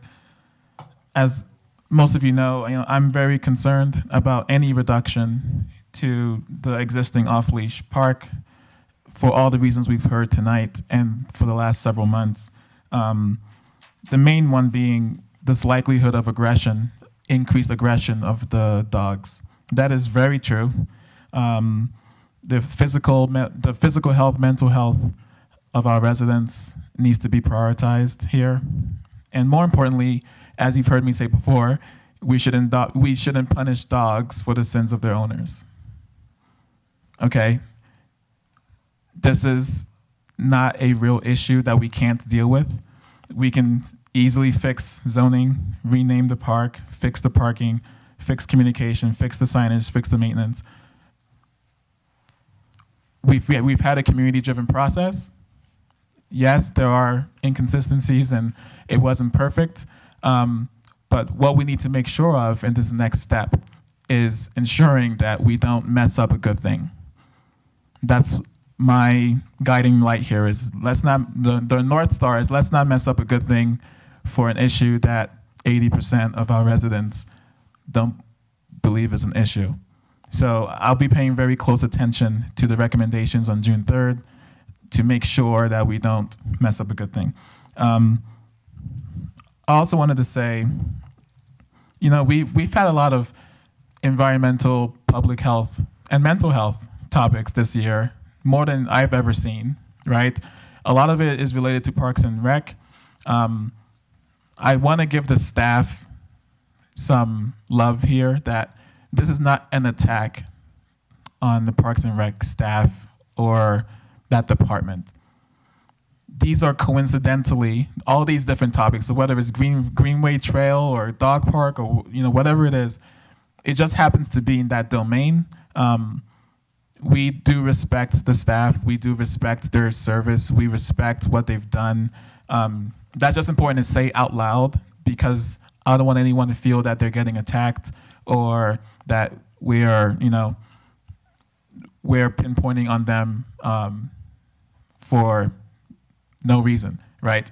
So with that said, Parks and Rec, and I am the liaison to Parks and Rec on council. That was important to me because there are lots of issues, and we haven't even touched on the issues why I wanted to be the liaison, right? We haven't even touched on recreation and the needs to increase the amount of active spaces and community spaces that we have and all these various things. But this dog park being the first and the biggest thing this year that we will tackle next month, hopefully. Just know that we are listening to you. We have heard you. We respect you, the citizens, for all of the time you've spent on this. And keep going. Keep engaging. Don't lose hope. We will listen, and if we don't, hold us accountable. Thank you. Councilor Hott. Yes, thank you. So I shared with you last week how I feel about the dog park, so I won't repeat myself, but I did want to share a few more things. So before I start with this first comment, I just want to say that I'm not calling out anyone in particular, and I don't believe there's been malicious intent. But I do think it's important that when we make mistakes that we should own up and admit it. And I do think that we fumbled this issue with the dog park. I believe that because people are worried that we're going to develop an area that is protected from development. I think that because people are worried about they're worried about things that I don't think I think it makes sense, but it's not anything that council or even PRL had in mind. So I hope that we've learned from our mistake, because it really bothers me when community trust is hurt. I think it's really important that we do what we can to build community trust. And so I hope we've learned from what didn't work during the Who's Cat, so that way we don't make the mistake during any other advisory boards that we put together, because it was for the community to have a voice, and it's been very clear that the community didn't feel like that was an adequate way to have a voice, and that's very disappointing. So I think we need to figure out what went wrong with this cat, so that way we don't make those same mistakes in the future. And as a city, whether we intended to, whether it was purposeful or not, we provided a dog park for 25 years. We have, whether it was in writing or not, we have provided a dog park for 25 years. And so I think we needed more discussion before the idea to take so much away from it was on the table. So I do think that we could have done better, and I just want to apologize. We could have done better, and I hope we learn, and I hope we do better in the future. I would also like to see the dog park recommendations from the OSD Dog Park Guardians included as well. Definitely would like to look into updating the zoning for the park. And I think that's all I had to say on the dog park this week. I did want to bring up what Mr. Farb brought up about how we spend a lot of money on things, but when it comes to our homeless population, we're really not putting in the time and money that we should have a while ago. There are things that we're working on. There are things that we can't share at this point because we want things to work out, and so there's certain things we can't share yet. But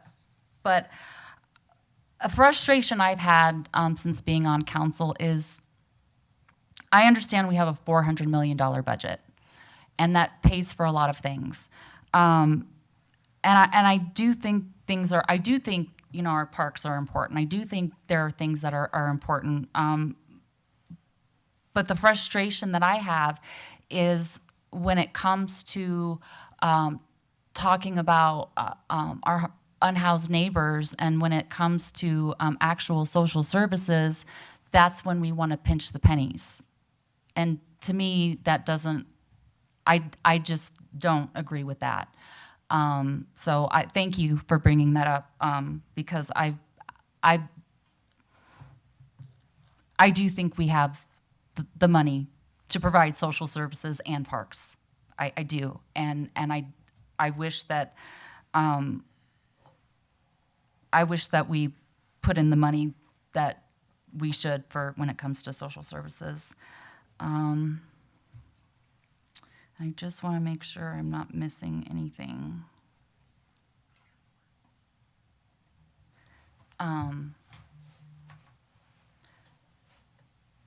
I did talk about the airport in the pre-meeting, so I don't want to repeat myself. So I think that's all for this week. But thank you so much. Councillor Carmelia. Thank you.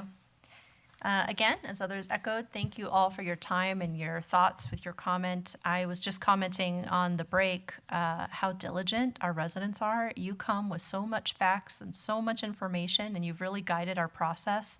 Thank you for that. I know you've put a lot of time and effort into your work, and so it's really meaningful, and I really appreciate what an involved community we have. I just want to address some of the questions I heard from the public comment period. One of them specifically was around our study session next week for the airport, and it was, asking the community to be involved. And so I wanted to direct this to the city manager, which I believe I understand the answer, but I want to make sure residents hear the answer, which is, can residents be involved in study sessions, or is there room for public comment? Councilor, there is no public comment in a study session format for the council. Right. Thank you. And so I just wanted to, clearly, I know that comes up every few weeks over a different matter. And so study session is really to inform the decisions that the council is going to make next. And so we're here to collect your comments and your information, but I just wanted to clarify that piece. But we are listening, and we are taking your information into account. From there, I did want to talk to Councilor Hott's point about the golf cart situation and the public comment that Alan Farr brought up around that. Thank you, Alan, for bringing that to our attention.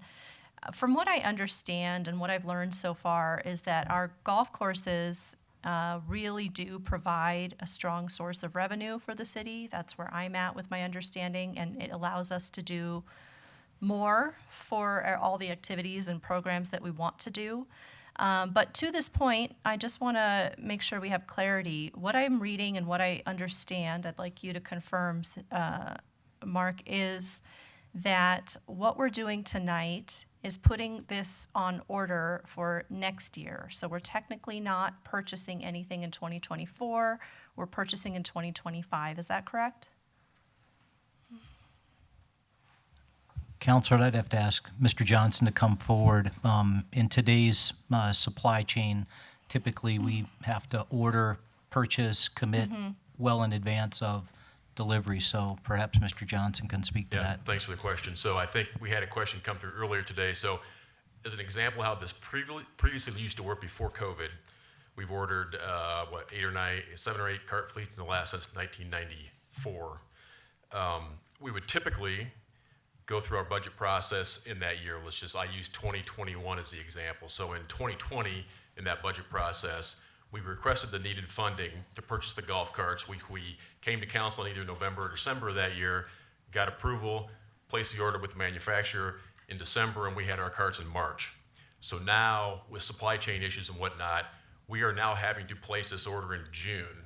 So typically, if we had done this in normal circumstances like it previously used to be, we would be asking for the remaining $370,000 we would need for the golf fund within our PRL CIP budgeting process, have those funds hopefully approved in the budget as you go through the budget process through October when it's approved, and then we would have come to you in December and said, okay, we're going to spend $1.3 million on the golf carts. We have all the funding in place. We just don't have that extra $370,000 currently because we're ahead of the budget process. So, and once we go through the budget process, we'll have that $370,000 put into the budget and then reimburse the Promenade Fund back in January after the budget's approved. Thank you so much. And then I'm going to walk through a few more pieces of this. So from what I understand is that the renewal after 4 years is what we're trying to avoid. We're trying to purchase carts that can have a renewal of 5 years, and that we want these carts specifically because that extra 5th year will save us and $1.1 million. Is that what I'm reading? Won't save us. We'll actually make $1.1 million more in revenue. One time we stretched a cart fleet past the 4th year. We learned a lesson one time, and it cost us $100,000. We had to replace every lead acid battery in all 133 carts. So we've always stuck to a 4-year warranty, which is all the manufacturers do. They do 4-year warranties. Because of that reason, nobody wants to pay for more batteries at the end of 4 years. So we've always done a 4-year process with our carts. We purchase our carts outright. So yeah, that we learned the lesson one time, and I think, but going with the 5th year, it's under warranty with the lithium-ion batteries, and we will produce an extra 1.1 million, if not more, in revenues that 5th year. That's good to hear. So with that 5th year alone, we will pay for the purchase of the carts, is what I'm hearing. Carts are going to be paid for within the first full golf season, and then maybe in the middle of the 2nd season. Right. After that, we're making pure profit on the golf carts in a sense. That was my understanding, so thank you. I wanted to clarify that, so that's good to hear. So from that point of view, I think that we're doing a good thing here. I just want to, be transparent on what it is we're doing. I think that's all my questions. Thank you so much. You're welcome. I just want to emphasize, though, to Mr. Farp's point and to Councilor's hot point, I really do believe as well that we have money to cover everything we need to cover. And I've learned that, golf is one of the ways that we do that. But I really am really excited to see the results of our strategic plan and our budget process this year, because out of that, I'm hoping to see some hopefully real tangible results for Navigation Center. And I'd like to make sure that we see that. And I will continue to lay the pressure on for more resources for our unhoused population. And so I do appreciate bringing our attention to issues like this. I want us to look hard at our budget and what we're prioritizing. And I think it's important that we remember what our real issues are when we have these discussions around recreation. That's it. Thank you. Thank you. Councillor Ireland. I'm hearing a budget priority should be water mains too, especially in South Westminster. And so I have not analyzed golf. I know it's costing taxpayers $1 million a year, but I'm sure that we are making money off of people coming to Westminster to golf. And I'm guessing houses on the golf course have higher property taxes, but I haven't had a chance to analyze it. But so I just have to take what I've been given so far, but hopefully you see that there's value in some of these activities because it draws people from outside that spend money in our city. So all of the tax money isn't just from taxpayers in our city, it's from outside our city. And that's the way the dog park is too. So I see value in that. And I appreciate everyone who got involved and showed what is going on out there and was passionate and informative.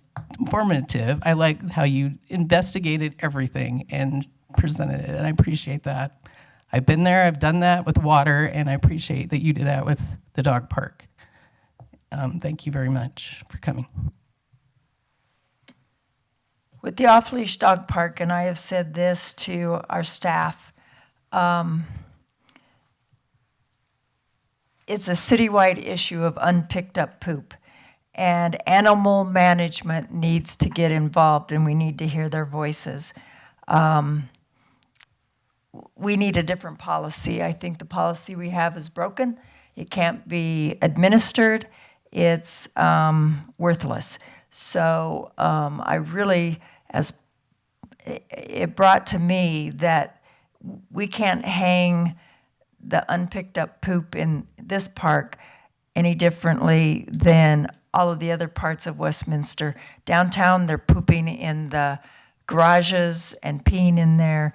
Makes a great smell in the summer. All over the city, this is an issue. We need to address that issue, and the adults that are choosing not to pick up and those that do leave a bag with the tied up top, I want to leave a sign that says, your mother doesn't walk by here. We need hefty fines. We need to not just slap people on the wrists. That this is a city-wide issue, and that's one issue that I will not hang on the unleashed park because it's everywhere. As far as the Station 1 park name, the park was deeded to us when Mrs. Russell died. Her husband was our first mayor. And he died before her. But when she died, her will said, as long as we kept that land as a park, we could use it. And so it used to say Russell Park. I am just guessing. The sign got dilapidated. I just know I've been in meetings when I've asked a question and I've had a staffer say, well, I don't know. I've only been here 2 years. I don't know that history. So I do know some of our Historical Society people were talked to and did share about Russell Park and how it is ours through Mrs. Russell. So had I been asked, I would say the sign needs to read Russell Park honoring firefighters. I see no one else. Let's get on with the meeting. We have consent agenda, and I understand item B needs to be removed. So, thank you, Mayor. I would move to approve consent agenda item 8A and C through D. Okay. Mayor Pro Tem. Second. It's been moved and seconded to approve items 7A, C, and D. Is there any further discussion? Councilor Ireland? I thought C was the one about the lawyer. No? It's No. B? Okay, thank you. Roll call, please. Counselor Carmelia. Yes. Counselor DeMott. Yes. Counselor Azadi. Yes. Counselor Hott. Yes. Mayor McNally. Yes. Mayor Pro Tem Nurmela. Yes. And Counselor Ireland. Yes. The motion passes on a 7-0 vote. Councilor DeMott?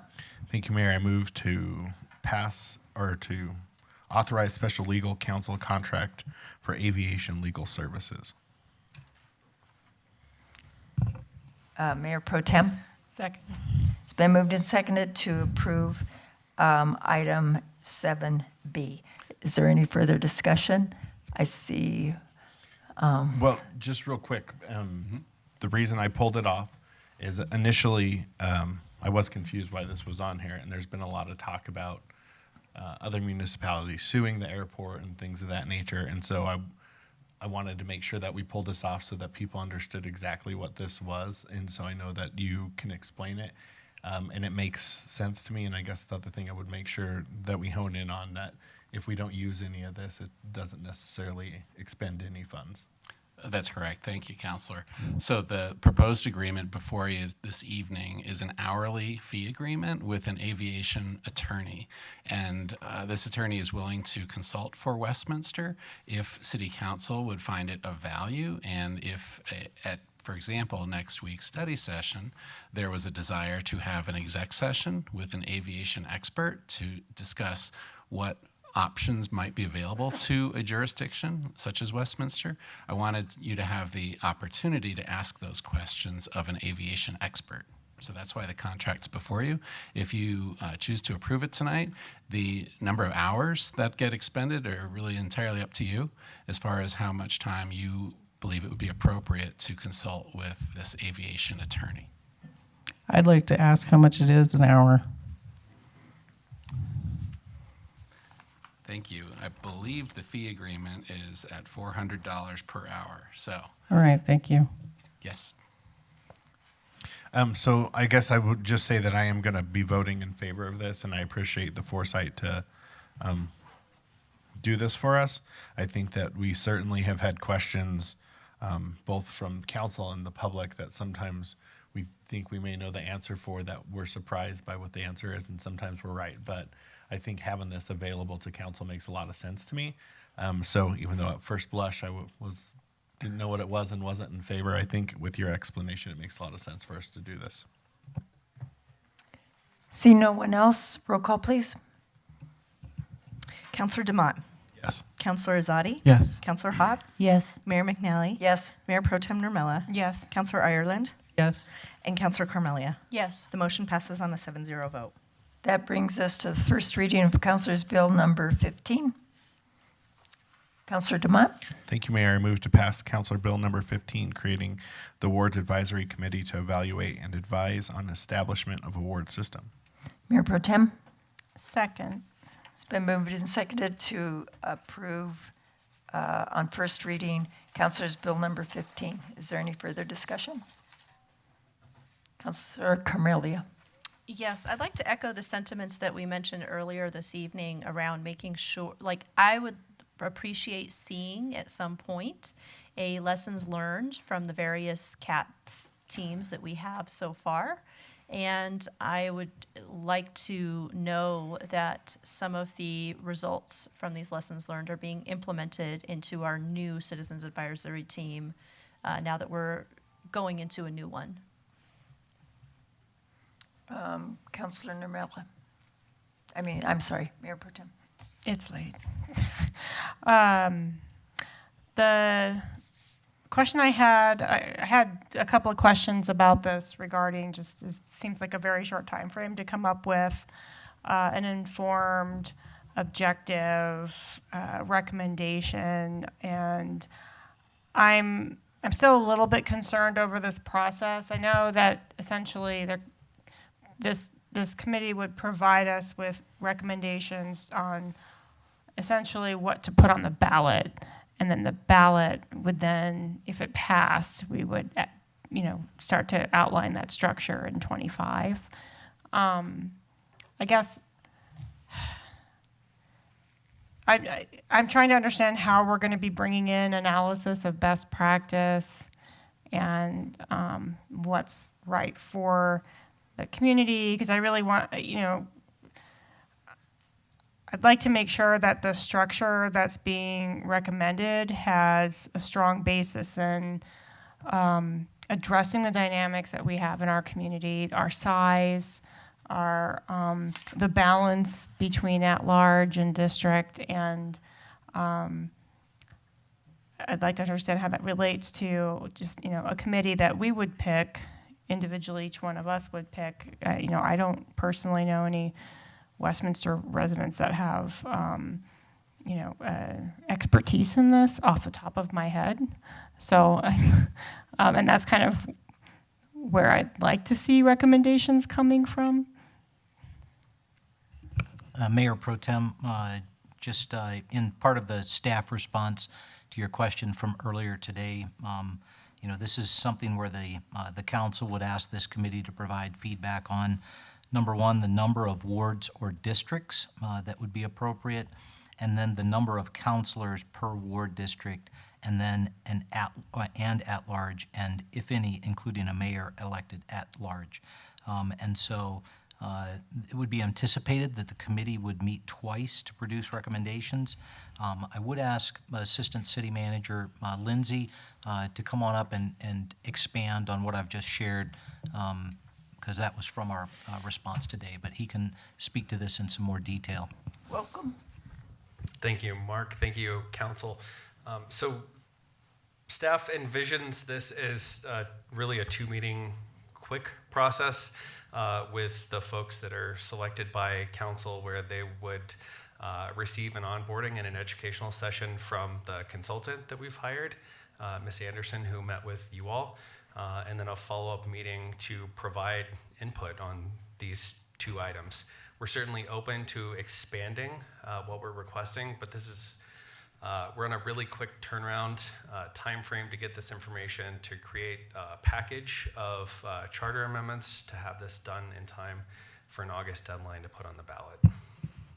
What's our hurry? Because we have 2 meetings, we educate 7 random people, and they come up with recommendations, and then we, with our somewhat informed body, will make a recommendation to put onto the ballot for the rest of the residents.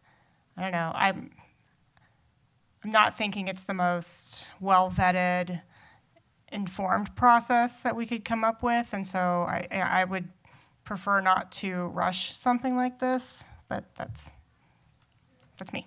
So I think, as we noted in the response, we're looking to meet two items from Council. 1, to provide citizen feedback, and 2, to do this and place something on the November 2024 ballot. The ballot language that was passed by the residents requires something to be done prior to 2026. So there is leeway in there, but we heard from council previously a desire to do something in 2024. We did, but the thought was that it was going to happen a lot earlier, and now we're in May, and we have about 5 minutes / 2 meetings to get this done. I just feel like, you know, we procrastinated and we're writing our report. And I know you have so many other things going on. I'm just trying to, I'll just lay it out there. I mean, do we want to think about this a little bit more and have a process that's not as rushed so that we all believe in it? I mean, laying that out there. I think at the end of the day, from our perspective, this is to advise city council to allow you to make a decision. So this isn't a CAT.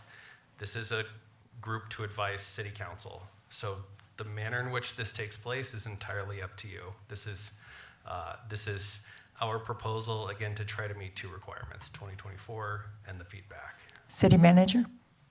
Mayor, I think Councilor DeMott was before me. Oh, that's okay. Okay. I think that, you know, to what Assistant City Manager Lindsay just shared, you know, this is trying to get information from this body as far as what we think the best, or what they think the best way to proceed is. And they bring that back to the council. And if the council doesn't like it, then the council says, you know, hey, go back to the drawing board. We'll run this in 2025 and do it in the 2025 election. I think one of the advantages in the conversation about why 2024 was so advantageous is the turnout for the election in November of 2024, presidential election, is going to be significantly larger and a greater diversity, if you will, for age groups. You know, you're going to get a lot of young voters, you're going to get middle-aged voters, you're going to get the older group. And so you're just going to get a better representational response in 2024 than you might get in 2025. And so that's really why, you know, running this now, getting an answer, get it in front of the council. If the council likes what is provided, then by all means, we'll work with the clerk to come up with the language and the attorney of what that looks like to go on the ballot. We have to have that decision, that's a 2-meeting decision in August, so that it can be turned in and put on the ballot in early September, correct? Yeah. So I don't see where there's anything that would suggest we have anything to lose by not proceeding. But again, this is totally the council's purview. You mentioned when I shared my concerns over the same thing, having just been through the meetings I just went through. You said that they could meet more than once a week, if they chose to. We think, as Assistant City Manager Lindsay said, we think this is a 2-meeting kind of conversation, but if they needed to go further, they certainly could. We have, you know, frankly, until the end of July to come up with what this looks like. And so this would, right now, projected, you know, for a June kind of thing, but it could go June into July.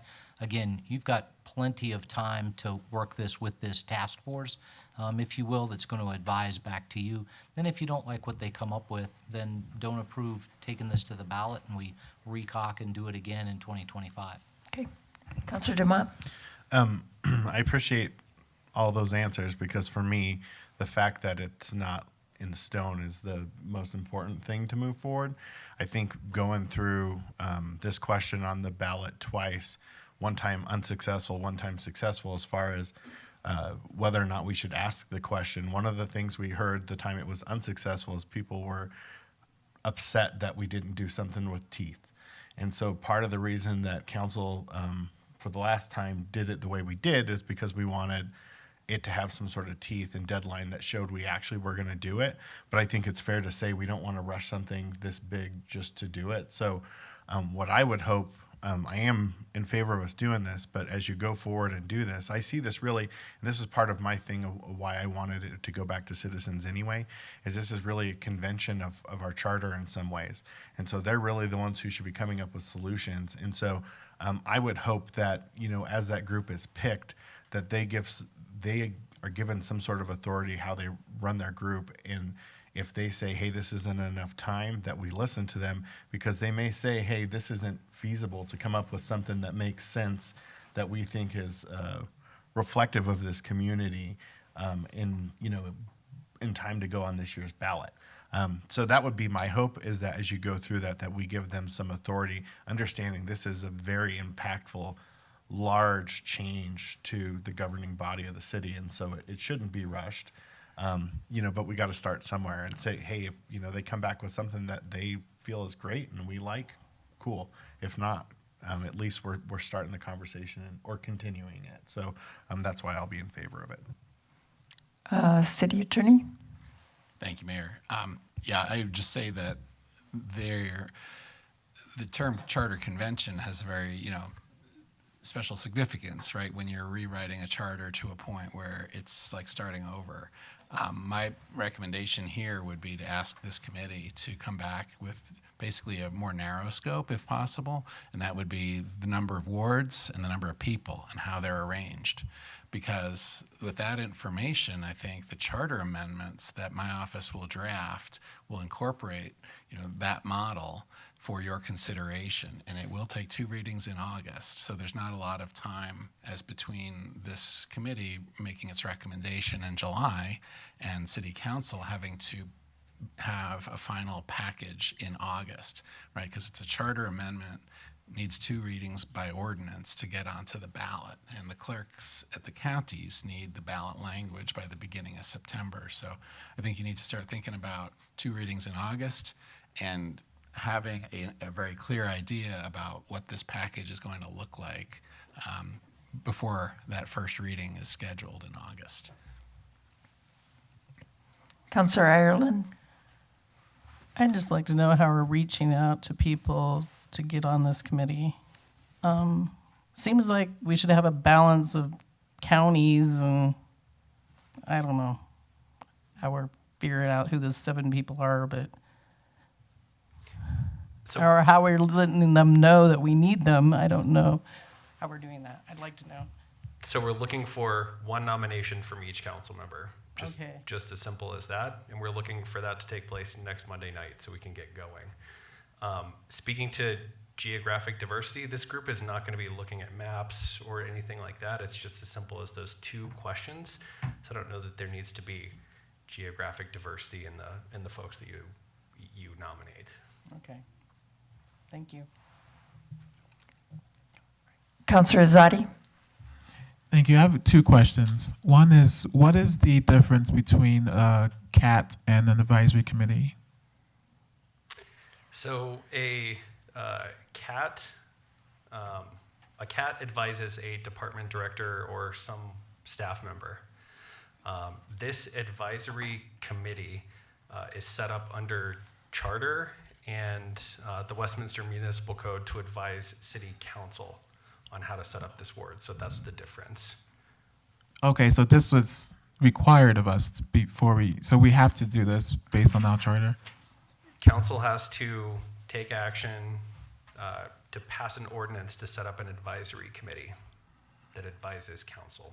Okay, and the second question,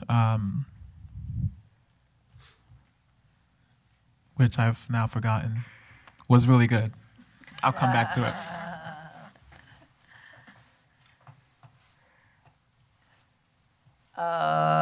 Councillor Carmelia.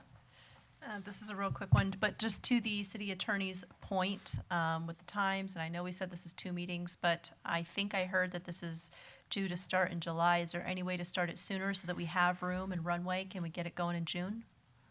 As soon as you provide names, and assuming this passes next week, we're going to get going. We've already scoped out dates, and we hope to have both meetings in June. Fantastic.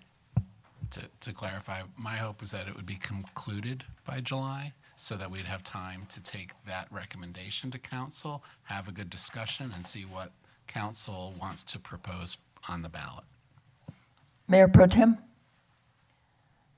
Instead of each one of us selecting somebody for this committee, I'd prefer that we just have applications and try and have the most demographic and geographic representation in this committee as we can.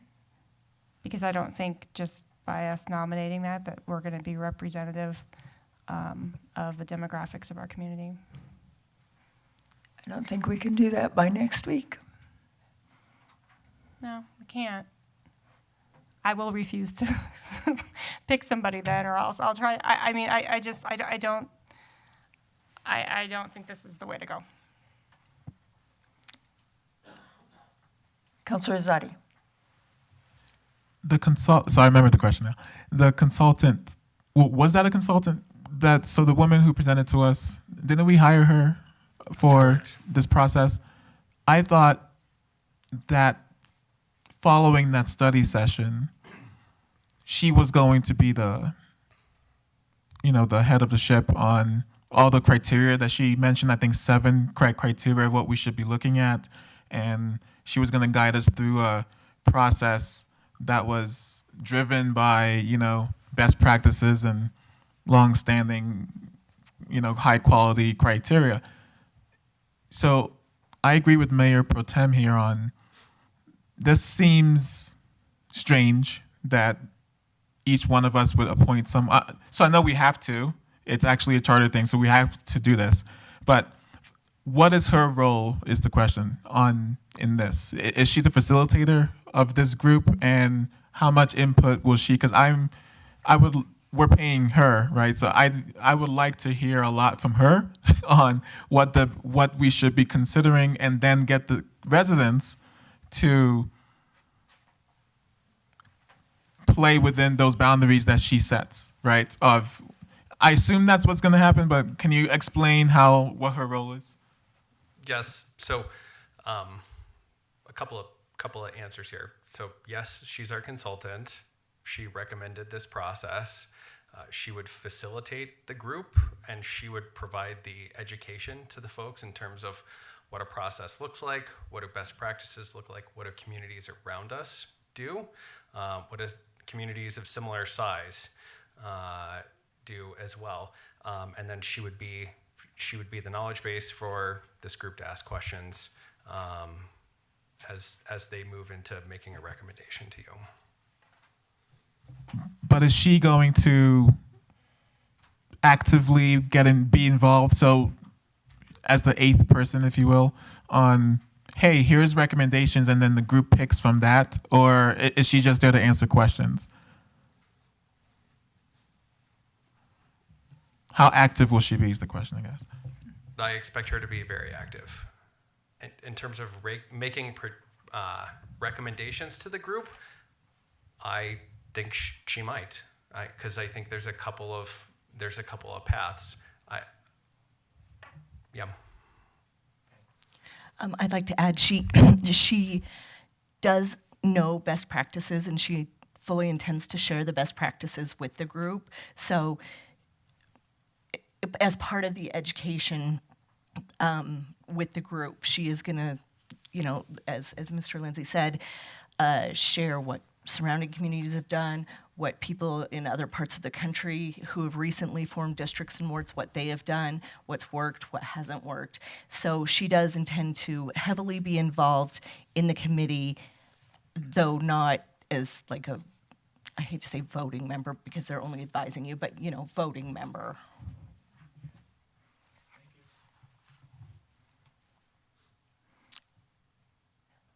I see no one else, so roll call, please. Councilor Azadi. Yes. Councilor Hott. Yes. Mayor McNally. Yes. Mayor Pro Tem Nurmela. No. Councilor Ireland. Yes. Councilor Carmelia. Yes. And Councilor DeMott. Yes. The motion passes on a 6-1 vote. That brings us to item B. Councilor DeMott. Thank you, Mayor. I move to pass Councilor Bill number 16 on first reading, providing for a supplemental appropriation of funds in the amount of $370,000 for the cart replacement project to adopted 2024 budget of the Golf Course Enterprise Fund. Mayor Pro Tem. Second. It's been moved and seconded to pass item 9B. Is there any further discussion? Councilor Azadi. I just want to say with this, so regarding these golf carts, so I get the reasoning and I understand the payback period is short, right? But too often, I've seen this lots of times now where we get revenue, and we know this is almost guaranteed revenue. But what we do with it, what we do with that is not always in the best interest of the community in terms of prioritization. So to Mr. Tharp's points, I think we are in such a crisis right now, a cost of living crisis, that just in my personal conscience, I can't vote yes on this because we have so many other things to spend that money on. And I understand the long term, but historically, we haven't done a great job of prioritizing those extra funds that a golf course would bring in anyway. So unless this had some kind of stipulation on how we use that profit, right, or the, not profit, but the extra the revenue that we make above the cost, I will be voting no on this. Mayor Pro Tem. I just want to thank staff for the very thorough answer that was provided regarding the return on investment for the golf carts, because yeah, that I think for all of us, we were wondering what's going on with all these golf carts. If it's so, and Councilor Carmelia already went over that. My question is just, is it possible to have a longer than 5-year renewal period? So just a way to just extend this out longer? Thank you for the question. The manufacturer set the warranty at 5 years with the lithium-ion batteries. We have no way, we have no coverage if we go beyond that. They won't warranty that cart and those batteries any further out than that 5 years. So it's just it's the warranty. So theoretically, if one of them breaks and we just decide to not renew our golf carts for another 7 to 10 years, then we'll just, in that meantime, be responsible for replacing the batteries.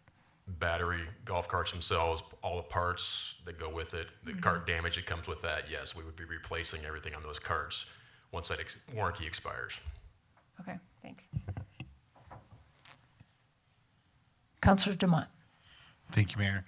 One, I think that the questions you answered for Councilor Carmelia were very helpful in terms of showing, because I didn't feel great about this when I first read it, but that was a good explanation. One other thing I want to ask, though, and I mean, we have this challenge often as far as where money is spent and how it can be spent. And if I read this right, this is both from post and also a utility.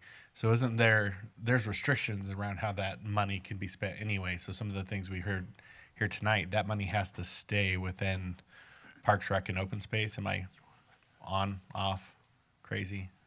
It's late. I could be all of the things. Yeah, let me jump in. I'll let you handle it then. So not a utility, an enterprise. Enterprise. So Councilor Zadi, I think to what you were saying earlier, all the revenue that's generated from the golf course, from green fees, from golf cart rentals, lessons, merchandise, stays within the golf fund. So it doesn't leave the golf fund. It stays right there. Enterprise. So I'm right. I just used the wrong word. Enterprise, yes, sir. With the other enterprise that we have. So perfect. So I think that's important for people to understand that portion of it. And then the post money that comes in is specific taxes that are for Parks, Open Space. So I'm glad to see that this is done in a thoughtful way, that it's not costing, because I know a lot of times parks programs, as fun as they are, don't always return funds. So it's nice to see the ones that do. So I appreciate the effort put into this, and I'm glad you were able to get another year out of them. It is disappointing to have to do this again when those were here during my time. That's hard to think, but it makes sense. So thank you. Councilor Azadi. So if the funds stay within the enterprise, just a comment, to me, that's even more reason why I can't vote on it, because then the only reason why I would vote on this is if that extra money that it would generate can be used towards things that the community needs, right? But if the extra $1 million that we make every year or so from this is solely for the purposes of the golf courses and assets related to such, then that's even more reason why I'll be voting no. Councilor Dumont? My last comment. I think that that's a valid train of thought. I guess I just look at it differently when we've heard about this for months now. These funds go back into parks, and so whether it's golf or the dog park, these are all things that our citizens have benefited from, and that does go to mental health. And I think that we've heard that from a lot of people. That's touched personally. So I think that these programs are really, really important and valued from our city, and that's why they voted on having these taxes, I think. And so to me, it makes sense, and I think it is. We often talk about the downstream effects of things and root causes, and this is one of those things that if we can start addressing root cause of things like homelessness, which a lot of it is mental health problems, it seems to me it would be beneficial. Is it parks or just golf? I'm sorry. Is this for all parks and recs, or is this just for golf? Is what? The money, the profit, would it be used, to his point, for everything in parks and rec, or is this just for golf? All right, so I think I need to clarify a little bit. You said profit a couple of times. So sorry, we're I not running a profit. It's not. And in fact, we're at a loss. If you want to look at this as a business, we're at a loss. So we're transferring in a bit of post dollars to hold this fund whole, right? So we're not making a profit. The fees that come in off green fees, cart rentals, those things stay within the fund to offset the cost of doing the business of running the golf course. The money that's coming in is from the parks, open space, trails, sales tax. And to that, though, golf, maybe not for everybody in the community, but it certainly is an outdoor thing that benefits people. And I would say that our courses haven't just been used for golf. During COVID, we used them for the catamounts that did plays on them. And I think they've actually done that beyond post-COVID. I think they've done that. We've done our movies in park in that. So there are other programs that parks benefit from because of, in my mind, because of the enterprise. And so if you want to have me expand why I connect those dots, that's why. It's because it goes beyond it, even though maybe it's not a direct, it's a side effect of it. So I think I follow the question now. So the post-tax allowable uses include parks, open space, trails, recreation centers, and golf courses. So this is the money that goes in is an allowable use. Okay, so it's not just for the golf courses; it's for all the parks. The and recs. Post-tax, yes. I mean the return that you're going to get from these golf carts, that return can be used for all of that. No, that stays within the golf fund. So it is just golf. I'm just asking a clarifying question. The fees are just golf. Okay, just to clear up, this is not for Parks and Rec. This is for the golf enterprise. Correct. Thank you. To clear up, the golf is costing $1 million a year. That's what we're losing. We have to decide if that's worth it to us for the people. And also, we're getting outside people coming in, spending money at restaurants, whatever. So that part we're not even thinking about. So that's what you have to weigh too. Councilor Camarillo. I think we finally got clarification here. I'm going to say it one more time. So the money that we are investing in the revenue of the golf carts is staying within the golf enterprise. Is that correct? That's correct. That's correct. Okay. I see that as problematic. My next steps, or my next train of thought is, how do we change that? Attorney? Frankel?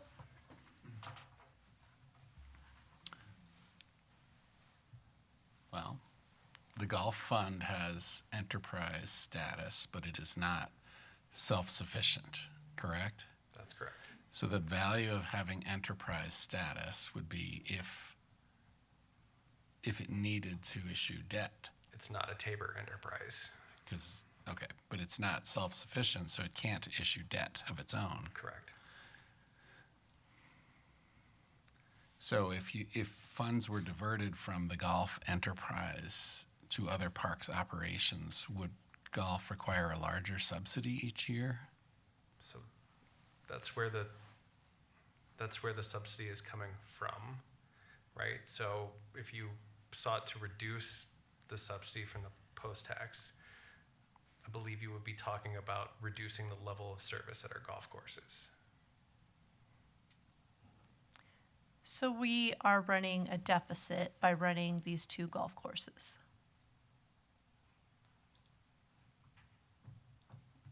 No, we have a balanced budget for the golf course. Yes, we have a transfer in from the post-tax, but that balances the fund.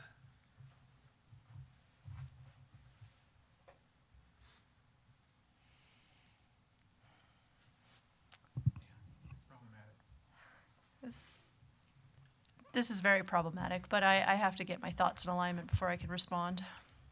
Could I maybe just offer a couple of points? So just to make sure we're clear, so the post-tax is what's being used to offset any shortages in the golf enterprise fund, not general fund dollars, number one. Number two, we don't know for sure, we haven't quite got all the books balanced for this year, what that deficit's gonna be. We know it's not gonna be $1 million. I think maybe we're thinking $800,000. But I also want to remind what golf brings to the community. Take Legacy Ridge, for instance. Legacy Ridge was built in 1994. We opened up in 94. We have over 1,800 homes in Legacy Ridge development now. So the development of the homes is connected to the golf course. I did a calculation today. I believe there is about $1.3 billion in assessed value for those properties at Legacy Ridge, or surround Legacy Ridge Golf Course. That's a fairly significant amount of income coming to the city in property taxes. We had 89,000 golfers use our golf course last year. We roughly project, we don't have resident, non-resident rates anymore, but we roughly can project that we have about 70% of our golfers come from non-residents. 60 to 65,000 people coming into the city of Westminster to use our golf courses and probably benefit some of our other businesses and restaurants. Westview Rec Center was tied to the building of Walnut Creek, which Westmore Technology Park has 4,000 people that work there that are also probably residents of Westminster, pay taxes, support our businesses. So golf brings a lot to the community just on an ancillary basis, not just revenues and expenses. So there's a lot to consider there when you start talking about where the golf courses lie and what that benefit is, and the shortage that was in the golf fund. There's some other things to consider there, I think, for you to think about at least.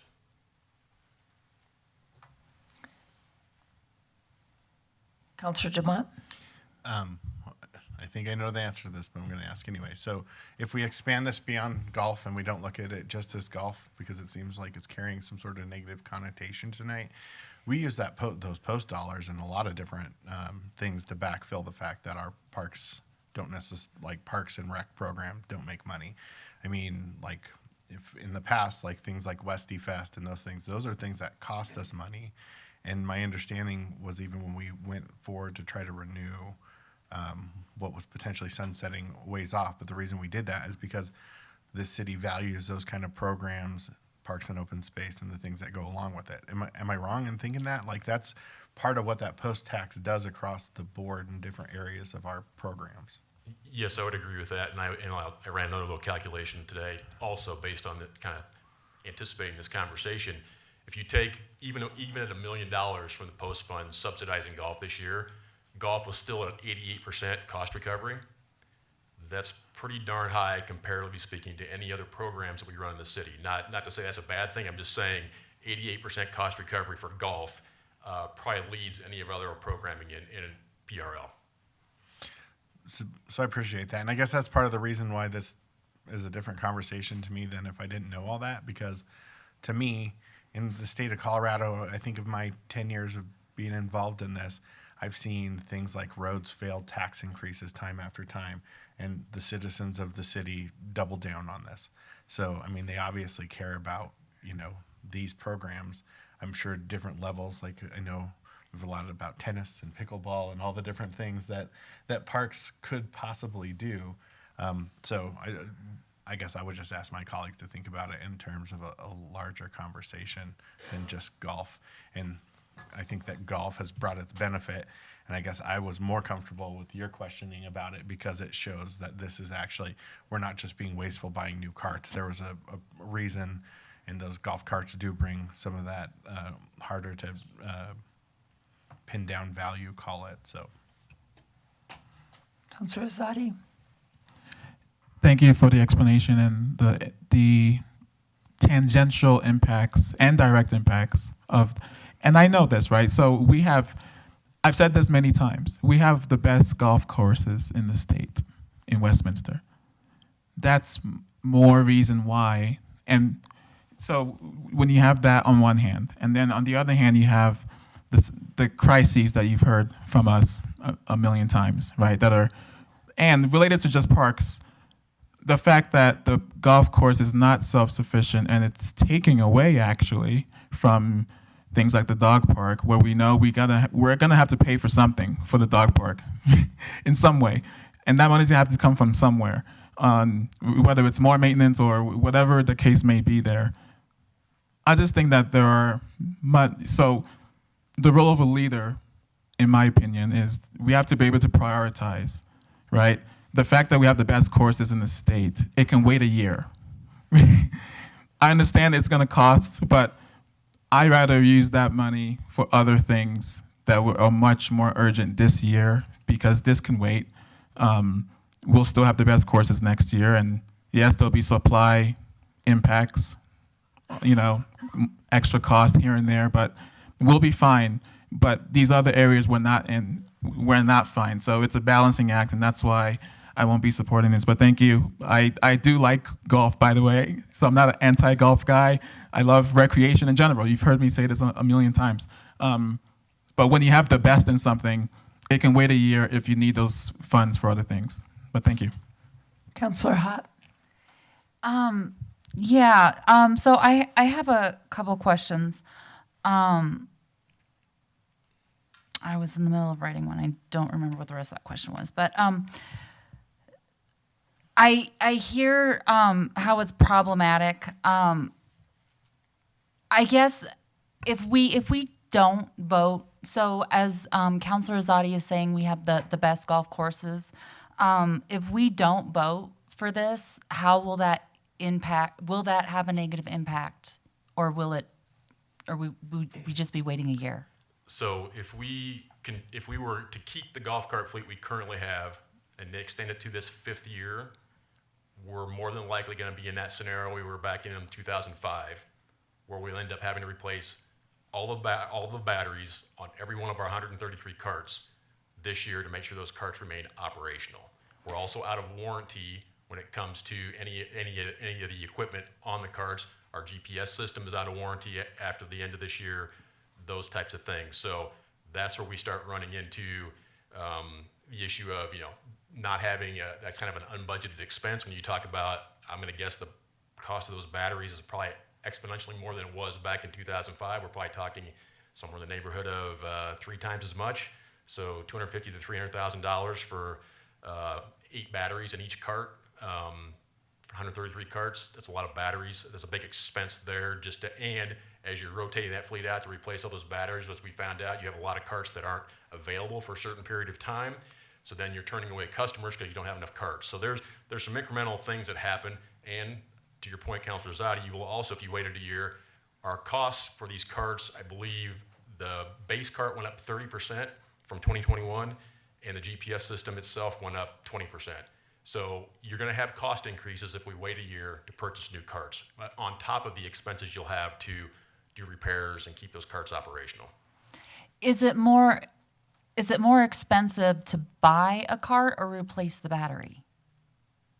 Because you're saying that you had to replace so was it a 1-year wait period that caused the department to have to, or the enterprise to have to buy a whole new fleet? Was it just 1 year that caused that? Yeah, the two previous cart packages we'd purchased back in '96 and 2000, we'd gone 4-year warranties. That was all good. We turned those carts in, traded them in, got a new fleet. So then we tried to extend that 3rd fleet that we purchased, tried to extend to that 5th year.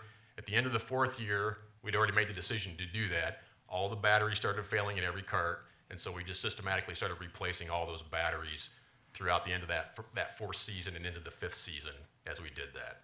So what costs more, replacing the batteries or buying a new cart? I believe, well, a cart, a base. I'm gonna go with a base cart because there's a lot of options that go onto a cart when you start buying, putting other things into them. I believe the base cost of our cart this year was roughly about $6,500.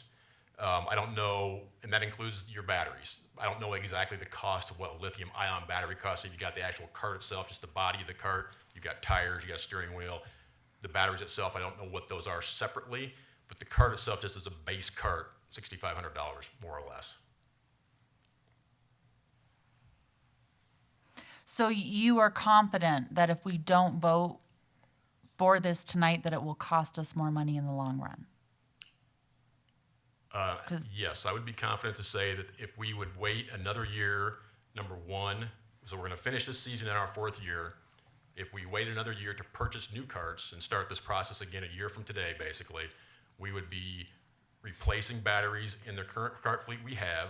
More than likely, most every cart would be my guess to go through that and end up ending that fifth year. And then when we come to you next year, that 1.37 is going to be roughly about 1.5, 1.6 million dollars would be my guess. Okay. So if most of the people who come, did I hear correctly that most of the people who use our golf facilities aren't residents? Roughly about 70% are non-residents, yes. Okay.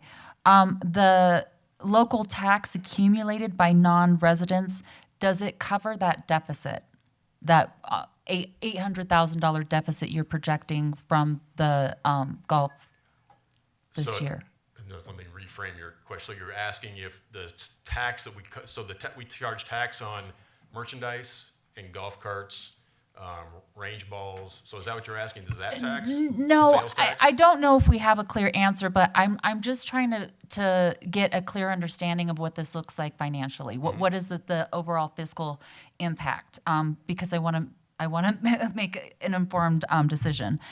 So my question is I don't want to say no because it's costing us $800,000 that we then have to backfill if we are making more than that through, and I mean when they go to a restaurant, they're here for golf, they get hungry, maybe they decide to, I don't know, run some errands here while they're here. Maybe it is, at the golf facilities. I'm just, I don't want to say no because of a cost, but then not see the cost repercussions of the money we're bringing in. I think I understand what you're saying now. So I think it kind of goes back to what I said earlier about the assessed property tax value at Legacy Ridge Golf Course, the businesses and the 4,000 people that employed out of Westmore Technology Park, all those extra things that were related to both our golf courses when they were built. The building of Westview Rec Center was part of the deal to build the golf course and build the technology park. Westview was included in that. The land was given to the city to build the rec center there. So all those things add up. And I will also say that, and just another thing we haven't talked about, that subsidy right now is basically paying for the new irrigation systems that we put in the golf courses in the last 3 years, which will last the city 50 years. So we have a 15-year balance on that funding. I think it was $6.3 million. So we're paying, that's roughly at $800,000 is basically what we're paying back over the next 15 years to pay for that infrastructure that we put into the golf course to replace our 25 and 30-year-old irrigation systems. So that's what that subsidy is going to right now. Is that new irrigation system saving us water? Right, so we're in the process. So last year was the first full year that Legacy has used their new system. This year we'll be able to understand completely what that looks like. We're hoping that a bare minimum, we're going to save about 10 to 12% in water use, and we're hoping it's going to be even more than that. We'll know much better at Legacy this year. Walnut Creek just finished up their construction last year, so we'll let them get used to the system and get everything dialed in, and then next year we'll know about Walnut Creek and what that looks like. We are hopeful that our water savings is going to be more than even 12% at both courses combined. Okay.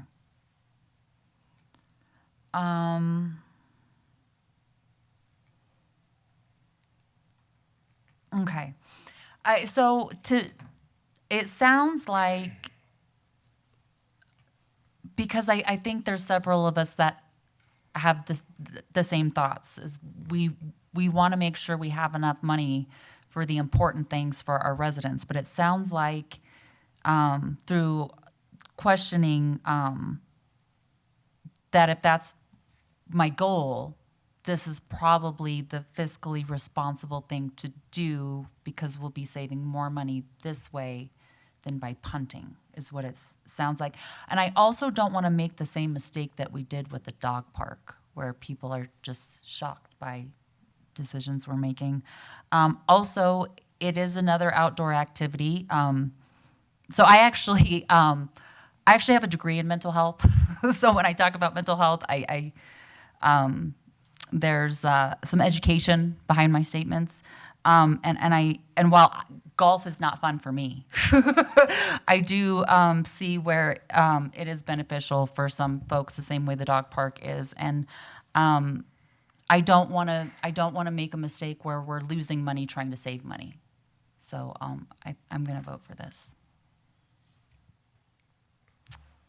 Before we go to the next person, I'm sorry, but we're going to take a quick break.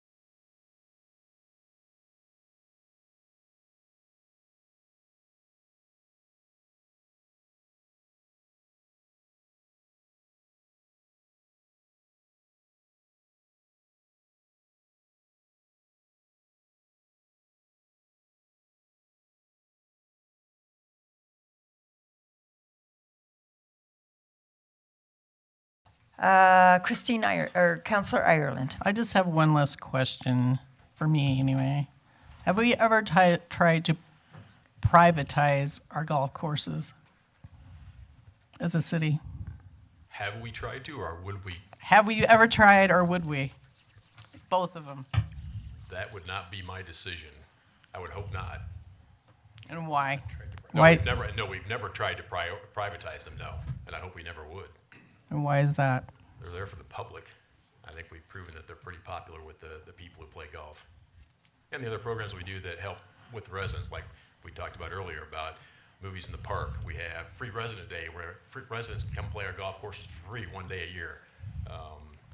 We've had the Catamounts out do different performances at our golf courses. So there's many other things that we do at the golf courses besides just golf. Kind of a wildlife habitat preserve. We egg hunt. The egg hunt. We use reclaimed water, so we're saving potable water every time we turn a sprinkler head on. So there's a lot of benefits to golf that we don't ever really talk about a whole lot until tonight. Okay, because I know there's private golf courses that let the public play on them. So that's just what I'm throwing out there. If we want to keep being in the golf business or not. Thanks. City Attorney Frankel. There's one other factor to consider, and that is Legacy Ridge. When the land was donated for the golf course, it was conditioned on it had to be operated as a golf course, or that land goes back to the donor, I believe. So I would want to be careful that privatizing the operation didn't inadvertently trigger that reverter clause in the golf course land. And that would hold true for Walnut Creek also, because that golf course was purchased with the Jefferson County Open Space Fund, so it would also go back to Jefferson County if we quit using it as a golf course. Are we ready for vote? Oh, Councilor DeMont. Oh, I was going to call the question, so I hope so. Roll call, please. Councilor Hott. Yes. Mayor McNally. Yes. Councilor Nermella. Yes. Councilor Ireland. Yes. Councilor Carmelia. Yes. Councilor DeMott. Yes. And Councilor Azadi. No. The motion passes on a 6-1 vote. That brings us to item 9B2.